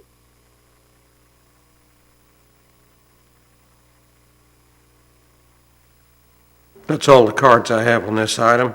If we're finished with public discussion, we'll go to the council for discussion. Excuse me, sir, could we have staff report? Oh, I'm sorry, we have not had staff. Thank you. Please. Mr. Schmidt? Yeah, again, you've got the agenda item in front of you. I'd like to give you a little background on how we did this. We did go to the Harbor CRA Advisory Committee. We invited all affected parties, and they showed up at the Harbor Advisory Committee meetings, and we had workshops for at least 2 months. In many cases, a lot of these recommendations were advanced by the affected parties or the business owners. So this wasn't really done without their input. While we've heard that there's a list of regulations already required, you can walk down there on the harbor today and notice that some of those regulations are not being met.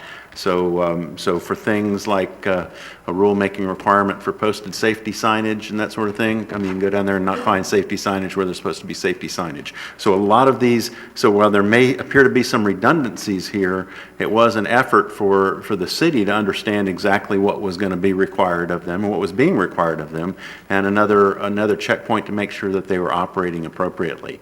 Heard a complaint about some of them not operating appropriately because they were picking people up at other people's docks and that sort of thing, and some of these other rule-making reiterations basically are designed to ensure that we can have something basically to pin those folks on when we do catch them. I wanted to point out that charter vessels under our code and under a state statutory description is not a livery vessel. You know, a livery vessel is basically a vessel that's for rent and use by a patron. A charter vessel is captained by or is piloted by a captain, and you basically book passage on that boat to go fishing. So it's a totally different animal under both our code and state description. In terms of trying to identify where locations of bathrooms, waste disposal locations are, we've historically accepted, drawings. Obviously, those owners that are renting from or those livery vessel operators that are renting from an owner can possibly get a survey from the owner and just show it on there. The regulations basically to reach the fly-by-night or the cowboy users, one of the reasons we're doing this and trying to basically get some fees is to be able to subsidize an administrative assistant for the code enforcement department so that we can actually get the code enforcement officers out of the office in the field and start to catch some of these folks and enforce these rules rather than have to sit in the office doing administrative work. Some of the other requirements that appear to be redundant, but I think serve a purpose is just providing assurance to the city that the owner has a proper livery vessel operator certificate of completion, that they've completed appropriate FWC boating safety education courses, that they have a Florida Department revenue certificate, that they have appropriate posted safety signage and proof of insurance. So I'd be happy to answer any other specific questions, but I wanted to assure you that this wasn't done in a vacuum. It was done with input from the livery vessel owners, and that we tried to address most of their concerns. We're going to be bringing a recommended fee to you later when we revise the fee schedule, and the intent is not for that to be basically a profit center, but more to offset the cost of the additional code enforcement that it'll entail.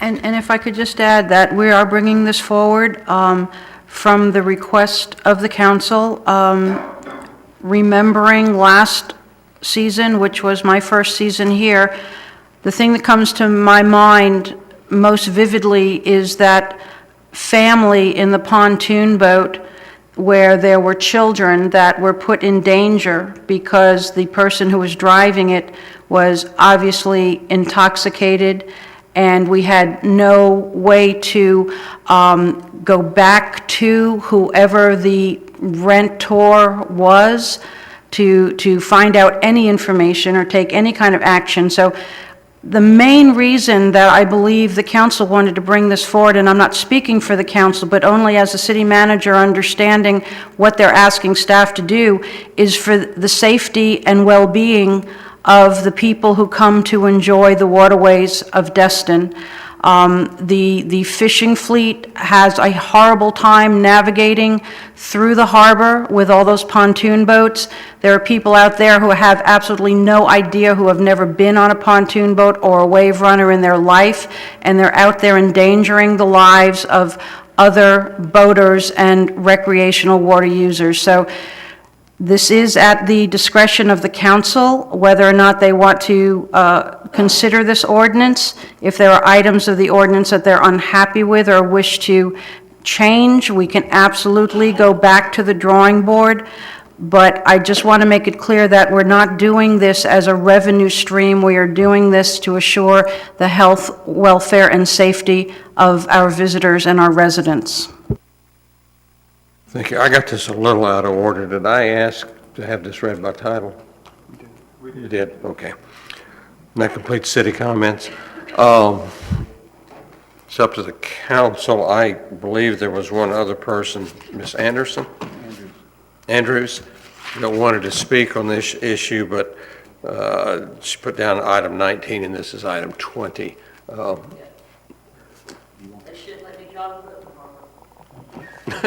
Okay, you're good. Thank you. Discussion, Mr. Morgan? Thank you, Mayor. In terms of the fee schedule, I think if we vote on this tonight, this fee schedule won't be set. That's correct. The ordinance as written basically leaves the fee to be approved or amended from time to time by city council. So we could approve this on second reading without a fee schedule? That's correct. Okay. I was a proponent of this One of the reasons being that we have a severe parking deficiency in the harbor. And when a company is permitted with 12 pontoon boats and 12 jet skis, that permit is based on the amount of parking that they have. Now, in the past, I personally have requested staff to let me know what these companies were approved with. And I've gone down there, and they have exceeded their amount, sometimes 100%. So if they exceed the amount of vessels they're permitted for, by the very nature of the permitting process, they have a parking deficiency. So what I like about this code is that I believe the fines are $500 per vessel that you're above what we permit you for, and possible jail time. Is that what's in this ordinance? That is the criminal punitive action to this. It's not the immediate code enforcement, but I'm sure that the city attorneys can address it better than I can, but that is the criminal penalty attached to the ordinance. So if a company is permitted with 12 vessels, and our code enforcement officer goes down there at 7 a.m., and they have 20 vessels, then they're going to be fined $500 per vessel that they're over. The enforcement Jeff, Steve wrote this ordinance, and I Sure. checked and said he's lived with it longer than me. So. The enforcement provision gives us a number of options. There's a standard code enforcement provision that allows us to take it to the special magistrate. We can issue civil citations. There's a denial, suspension, and revocation of registration, and in effect, denial of the right to operate the business within the city limits, and criminal penalties. So we have a smorgasbord of choices. It has a whole lot more teeth than anything we've ever had in this, to enforce these rules before. It's very similar to what we did for the short-term rental ordinance. Okay. Yeah, aside from public safety, did you want to chime in? I believe the way the criminal penalty section is written, it would be $500 per vessel. That's your question. Okay. Aside from the public safety aspects, which I obviously support, and I've voiced my concern on this in the past when this was originally brought up several months ago, that's what I want to see. And it shouldn't be an issue if you follow the law. You're permitted with 12 boats, rent 12 boats. That's all I'm asking. Don't burden your neighbors with parking overages. That's it. Follow the law and the fine won't be an issue. Councilmember Dixon. I do support this. The issue that I have is the cost, how much we're going to charge per wave runner, or per pontoon boat, or whatever. And I kind of have a little bit of trouble with adopting something and voting yes on this tonight, but then maybe we carry the money too far, how much we're going to charge. And I guess I would have the opportunity to vote no on the amount of money that we're going to charge. But I'd kind of like to see us try to adopt something tonight as far as the charge goes, because I don't think it's right to just adopt a regulation and not let the people know about what we're looking at as far as cost goes. And I do have some sympathy with the fact that, that we're here in February, and the people are fixing to start really gearing up next month, January. People will start gearing up in February to get their season going. And I do have some sympathy for the fact that, they hadn't started with their season yet. And so they haven't, been able to accumulate or try to gather the money that we're going to ask for them to pay to help govern this stuff. So whatever we do and whatever number we come up with, I hope for the first year, and I just wrote this down here, the end of July, that we would start basically asking them for this money. Because I do have sympathy with the fact that, they've done their budgets, they've basically finished their seasons for the last year, and they're fixing to start on a new season. So whatever we do, I think we need to try to come up with a number tonight that we're willing to tell the people. and to keep them from having to come back or whatever it may be that it's taking up time from their lives to be here.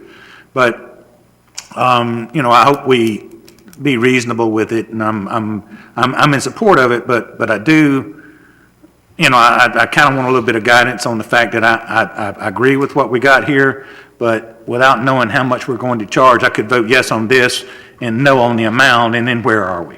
So that's my question I'll pose to council. Councilmember Marler. Thank you, Mayor. I commend staff for what they're doing here. However, we got a lot of holes, in my opinion. First off, we're regulating in-town business. We have out-of-town businesses. If we're trying to relieve congestion on the harbor, this ain't the way to do it, because we're singling out pontoon boats and wave runners. But what about paddle boards, kayaks? They're smaller than the pontoon boats and the wave runners, and you have the same effect. There is multitudes of those people out there just as much as there is the other vessels. The safety issues were brought up. Every single one of these rental agencies, although he says it's outdated, they all have safety videos that are required before they go on it. Plus, there's registration, which includes your driver's license and everything. And I know of one company where who's the designated driver. You can look at those videos. They'll go out on the water. They'll have their cooler full of beer. The designated driver's having a little bit too, of beer, wine, alcohol, whatever. You can't fix stupid. All these people can do is go out there and say, these are our regulations. This is what you're supposed to do.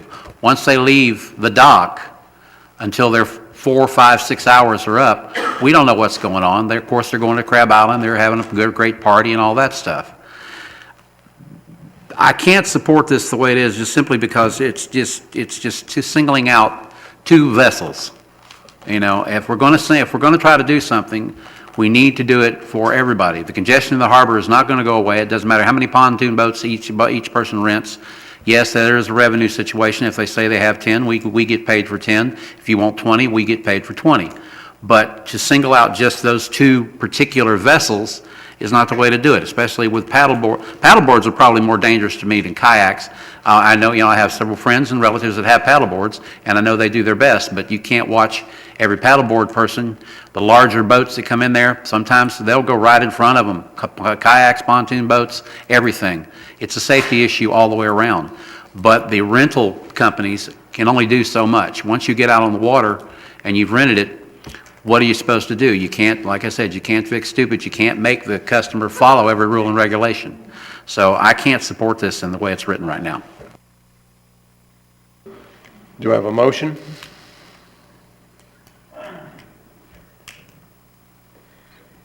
Let's don't drop it. I move that the city council approve proposed ordinance 17-02-CC on first reading and direct staff to schedule proposed ordinance 17-02-CC for public hearing and final adoption on second reading. Second. I have a motion. I have a second. I'm not showing any further discussion. Go ahead. Now, if this passes tonight, we still have some opportunity to adjust fees? Okay. I'm with Tuffy. I have no issue waiting till the end of the summer to assess any kind of a fee. That's not the point of this for me. If I could just make a couple of comments. First off, paddleboards and kayaks are not defined as vessels under the statute. Second, from a practical standpoint, if you wait until July or August to try to collect fees from businesses that are doing business throughout the summer, you're going to have a very difficult time collecting it, frankly. Why is that? Basically, at that point, the summer's nearly over, and there's no motivation for them to actually pay it. What about their business next year? Good question, Mayor. Mr. Foreman? Yeah, somewhere in my memory, I remember that we were going to do something with like stickers or some form of identification to identify the boats that are registered, and the ones that didn't have stickers were assumed not to be registered? The ordinance has provision that requires that the business the business be identified and the vessel either be numbered or named.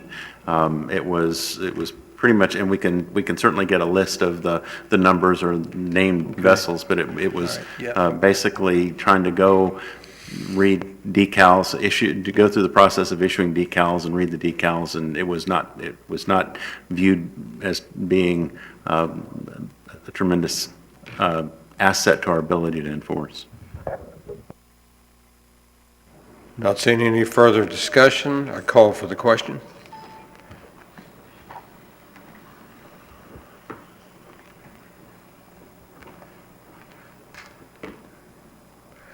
We have 5 yes, 2 no. Recommendation passes. This was first reading, correct?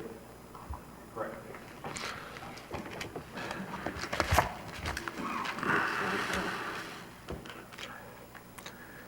Okay, we go to Charter Review Committee membership appointments. Let me get my notes. Just, I guess, to review with council on what occurred at the last meeting for your information, we had a motion to appoint to the Charter Review Committee all 11 applicants who submitted an application prior to the original deadline, plus 1 person from the Chamber of Commerce. That failed 3-4. We had a motion to appoint to the Charter Review Committee all 11 applicants who submitted applications prior to the original deadline, which failed. We had a motion to appoint all 15 applicants, and it was withdrawn. We had a motion to abide by the resolution as written, and with each member of the council appointing a member to the Charter Review Committee, which passed 5-2. Then we had a motion to continue this item until tonight. Obviously, the original motion called for each council member to appoint 1 person. That was unrestricted. Though we do have, if you note in your book, we do have the original individuals that were nominated. The original motion called for 8 individuals to be appointed and the committee to be 8 individuals. So I put that out for your consideration before we start. Did I get that right? Okay. I have a Hang question. on once. Oh, I'm sorry. Discussion. There we go. Okay, Mr. so Walker. we already decided, we had a motion that we're going to pick somebody, I guess, from the last one. I'm just going with Mr. Destin swayed me last time, so I'm trying to figure out where we're going with this. Basically, have we already done the motion that we're going to appoint somebody, and do we have a chance to say we don't want this committee again? I can answer that for you, Councilman Marler. You could still vote to do that, but where you're at right now is y'all are going to be stuck at 8 as the resolution's originally written, and you're here tonight because the motion that passed last time was to abide by the resolution as written and allow and to keep it at 8. But there was never a motion made to actually totally do away with the process or to quash the process or anything like that. So no one's considered that motion yet. So that could be another motion that's brought up. All right, thank you. Councilmember Morgan. Thank you, Mayor. I don't know if this will be popular or not. He's the only one I know of, and the more I've been listening to Mr. Destin, the more I have to agree with him. Maybe this will pass, maybe not. I apologize to all applicants in attendance. But if you excruciatingly walked me through the events that happened at the last time we met, and if the council can't agree on that, I really don't, when we get to the meat and potatoes of actually reviewing the charter, I don't see it passing. So I'll make a motion to table the Charter Review Committee indefinitely. Second. We have a motion to table indefinitely and a second. Discussion, and Mr. Braden? I'm ready to vote, Mayor. Mr. Destin? Wants to go home. I'm ready to vote. Mr. Dixon? Man, I hate to bring this up even. There is some, yeah, I know, and, there is some issues that do need to be addressed within the city. And I'll go ahead and speak on the one that I know of is the fact that when the city incorporated in 1984, I'm not giving a history lesson, I promise here. The city went for a 2 mil tax cap. Basically, 2 mils is the highest amount that we can draw. I'm not asking to go up on taxes or wanting to go up on taxes or anything like that, but to participate in revenue sharing, the city is supposed to have a 3 mil tax cap. That is approximately half or maybe a little bit more than that our budget.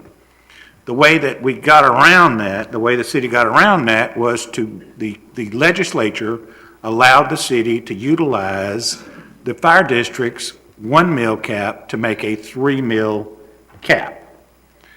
And the only thing that worries me a little bit with not looking at some of these issues is the fact that I think we have a very good working relationship with the fire district and everything else, and I don't think they would ever recodify their charter to exclude that, but it does worry me a little bit that we're not absolutely on our own with our own millage and not have to worry about another governmental entity as to whether or not something may happen with that entity to be able to basically cut our income in half, if not more. And I'm not saying that if we did put anything out there such as this 3 mil cap in a charter review, that it would even get consideration. But I do know that it's an issue.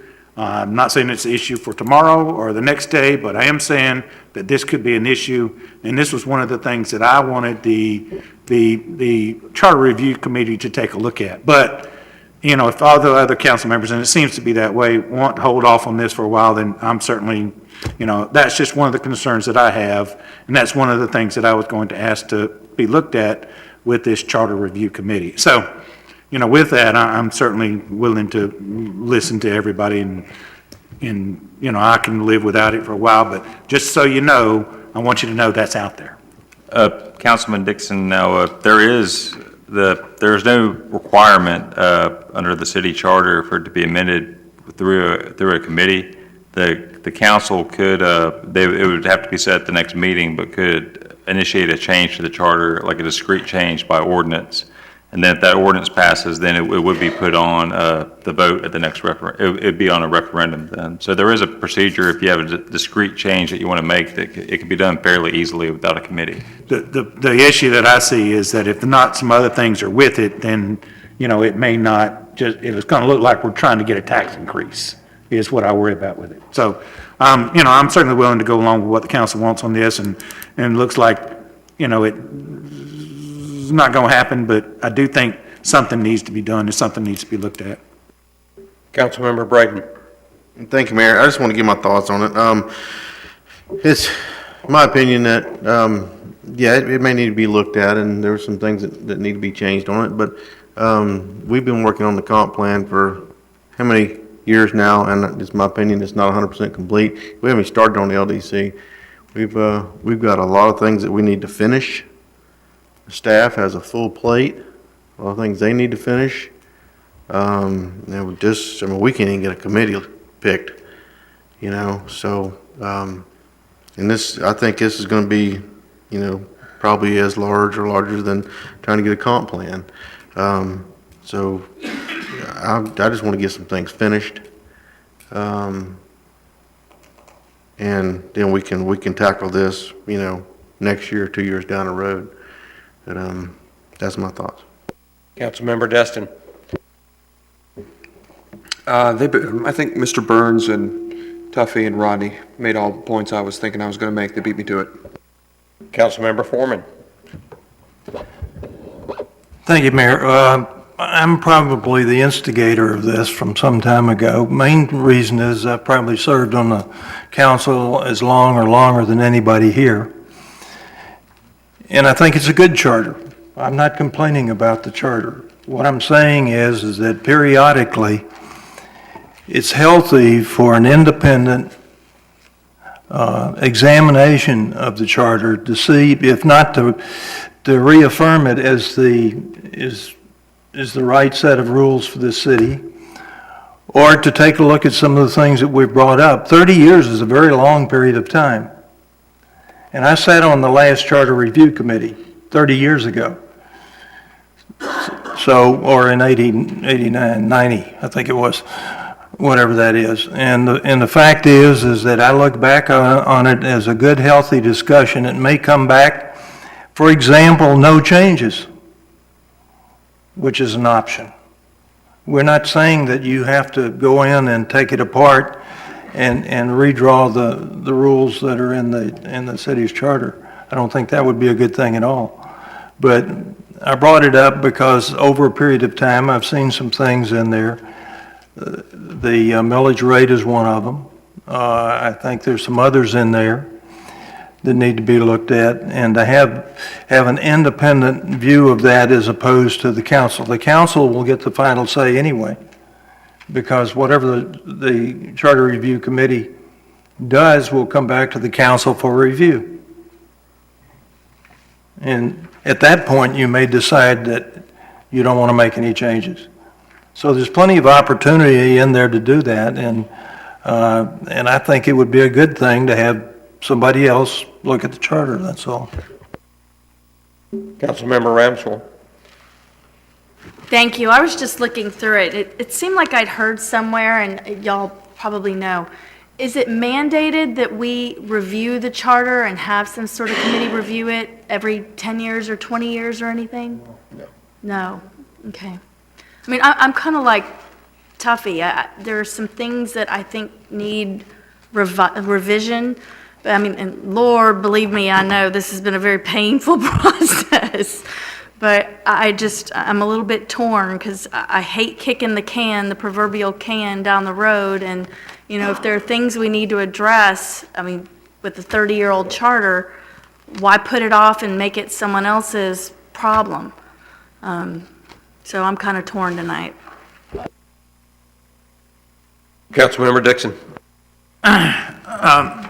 Mr. Morgan, I wonder if you would be willing to amend your motion to 6 months?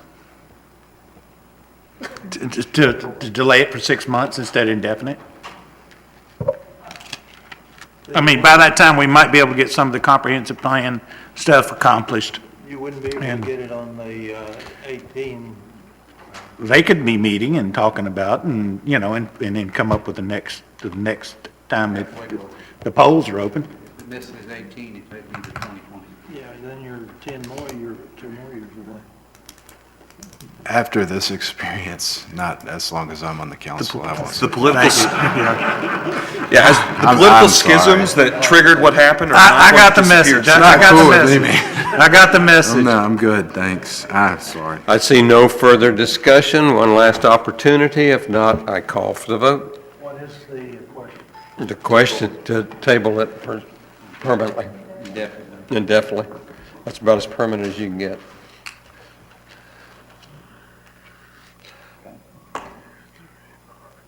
Five yes, 2 no. It's tabled.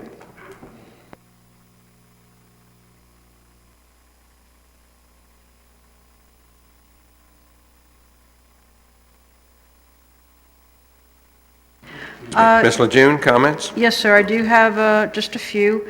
The first thing I'd like to do is pursuant to the previous CRA board meeting that we had, I would like to request a CRA board meeting on February 6th to discuss requirements regarding CRA committee member applicants. We would only need maybe half an hour for this. Staff would be able to come back with some recommendations. It's basically just to take off those restrictive requirements regarding the town center CRA and who can be on that board. We were not able to have a meeting again this month due to lack of quorum, and it was requested that we look at this. So if you would like to, we could do a CRA board meeting on February 6th at 5:30. Are we missing anybody that's not been appointed? If all of us got an appointment up there now? And they just didn't show up? I'm not sure who still has appointments outstanding, but I do know that we sorely need to have more town center CRA board members, and the council, as the CRA board, indicated that they would like to review the requirements, so I'm requesting a meeting for you all to be able to do that. Make that motion. Second. We have a motion, we have a second, further discussion? Call for the vote.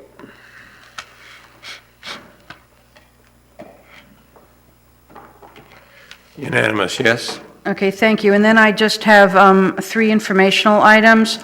I wanted to invite the public to join Mayor Fisher at the City of Destin's annual State of the City address. It will be Thursday, February 16th at 5:15 here in the City Hall Annex.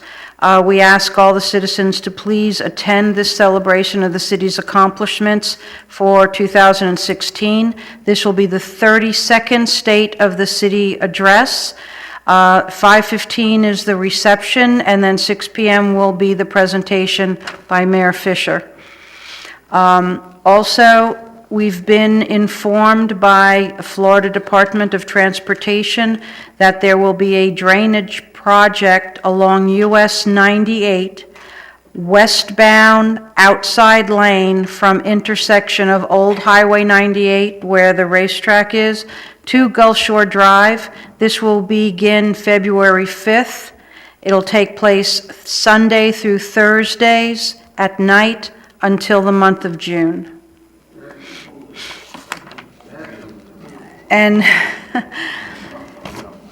then a reminder of something that we had reported at the January 3rd meeting, the lane closure and rerouting of the westbound traffic on Airport Road. This is for the Destin water users to install the 6-inch water main. It will begin either the last week in January or will begin early February. The contractor will be working on a 24-hour schedule to get the work done.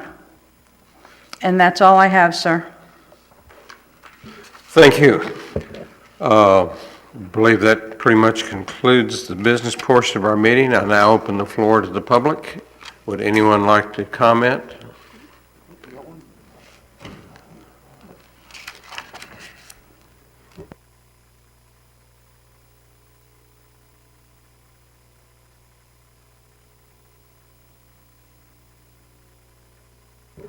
I'm Greg Marler, 222 Cybert Avenue.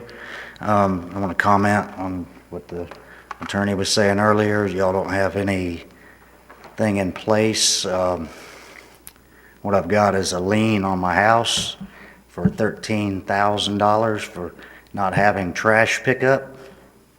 And I haven't had trash pickup in 25 years. So, but I'm constantly going to the transfer station, and I have access to 3 dumpsters. So I don't think it's right to have a lien against my house, and I need to get it reduced. So I don't know what y'all can do about that. I'm trying to do a quick sale on a townhouse in Fort Walton, and they won't let me sell it without paying y'all. So it's kind of, y'all need to try to figure something out for me if you can, please. Thank you. I have a question. It's garbage service is mandated, correct?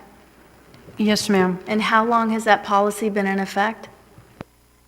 I don't have that information in front of me, but we can provide that to the council. Mr. Mahler, you, $13,000 just in garbage? It's a, and I don't know where it came from, it's a $20 a day.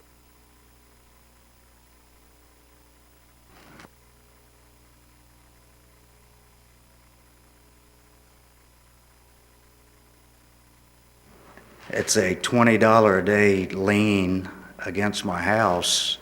I was going to put in a waiver a couple of years ago, and it just didn't ever transpire. But I don't understand it, you know. And I'm trying to sell a place in Fort Walton. Has nothing to do with Destin. So, but you know, they told me at one time that I could get a waiver on my trash pickup. So, Have you gotten retained garbage service yet? no. No. No, because I go to the dump 2 or 3 times a week. I mean, if they wanted me to start using waste management in front of my house, I could have a 10-foot wall of garbage up there every week, you know, but I think it's better for me to go to the transfer station. So, okay.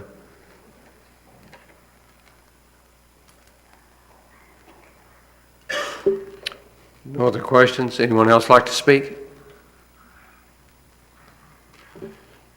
This meeting is adjourned.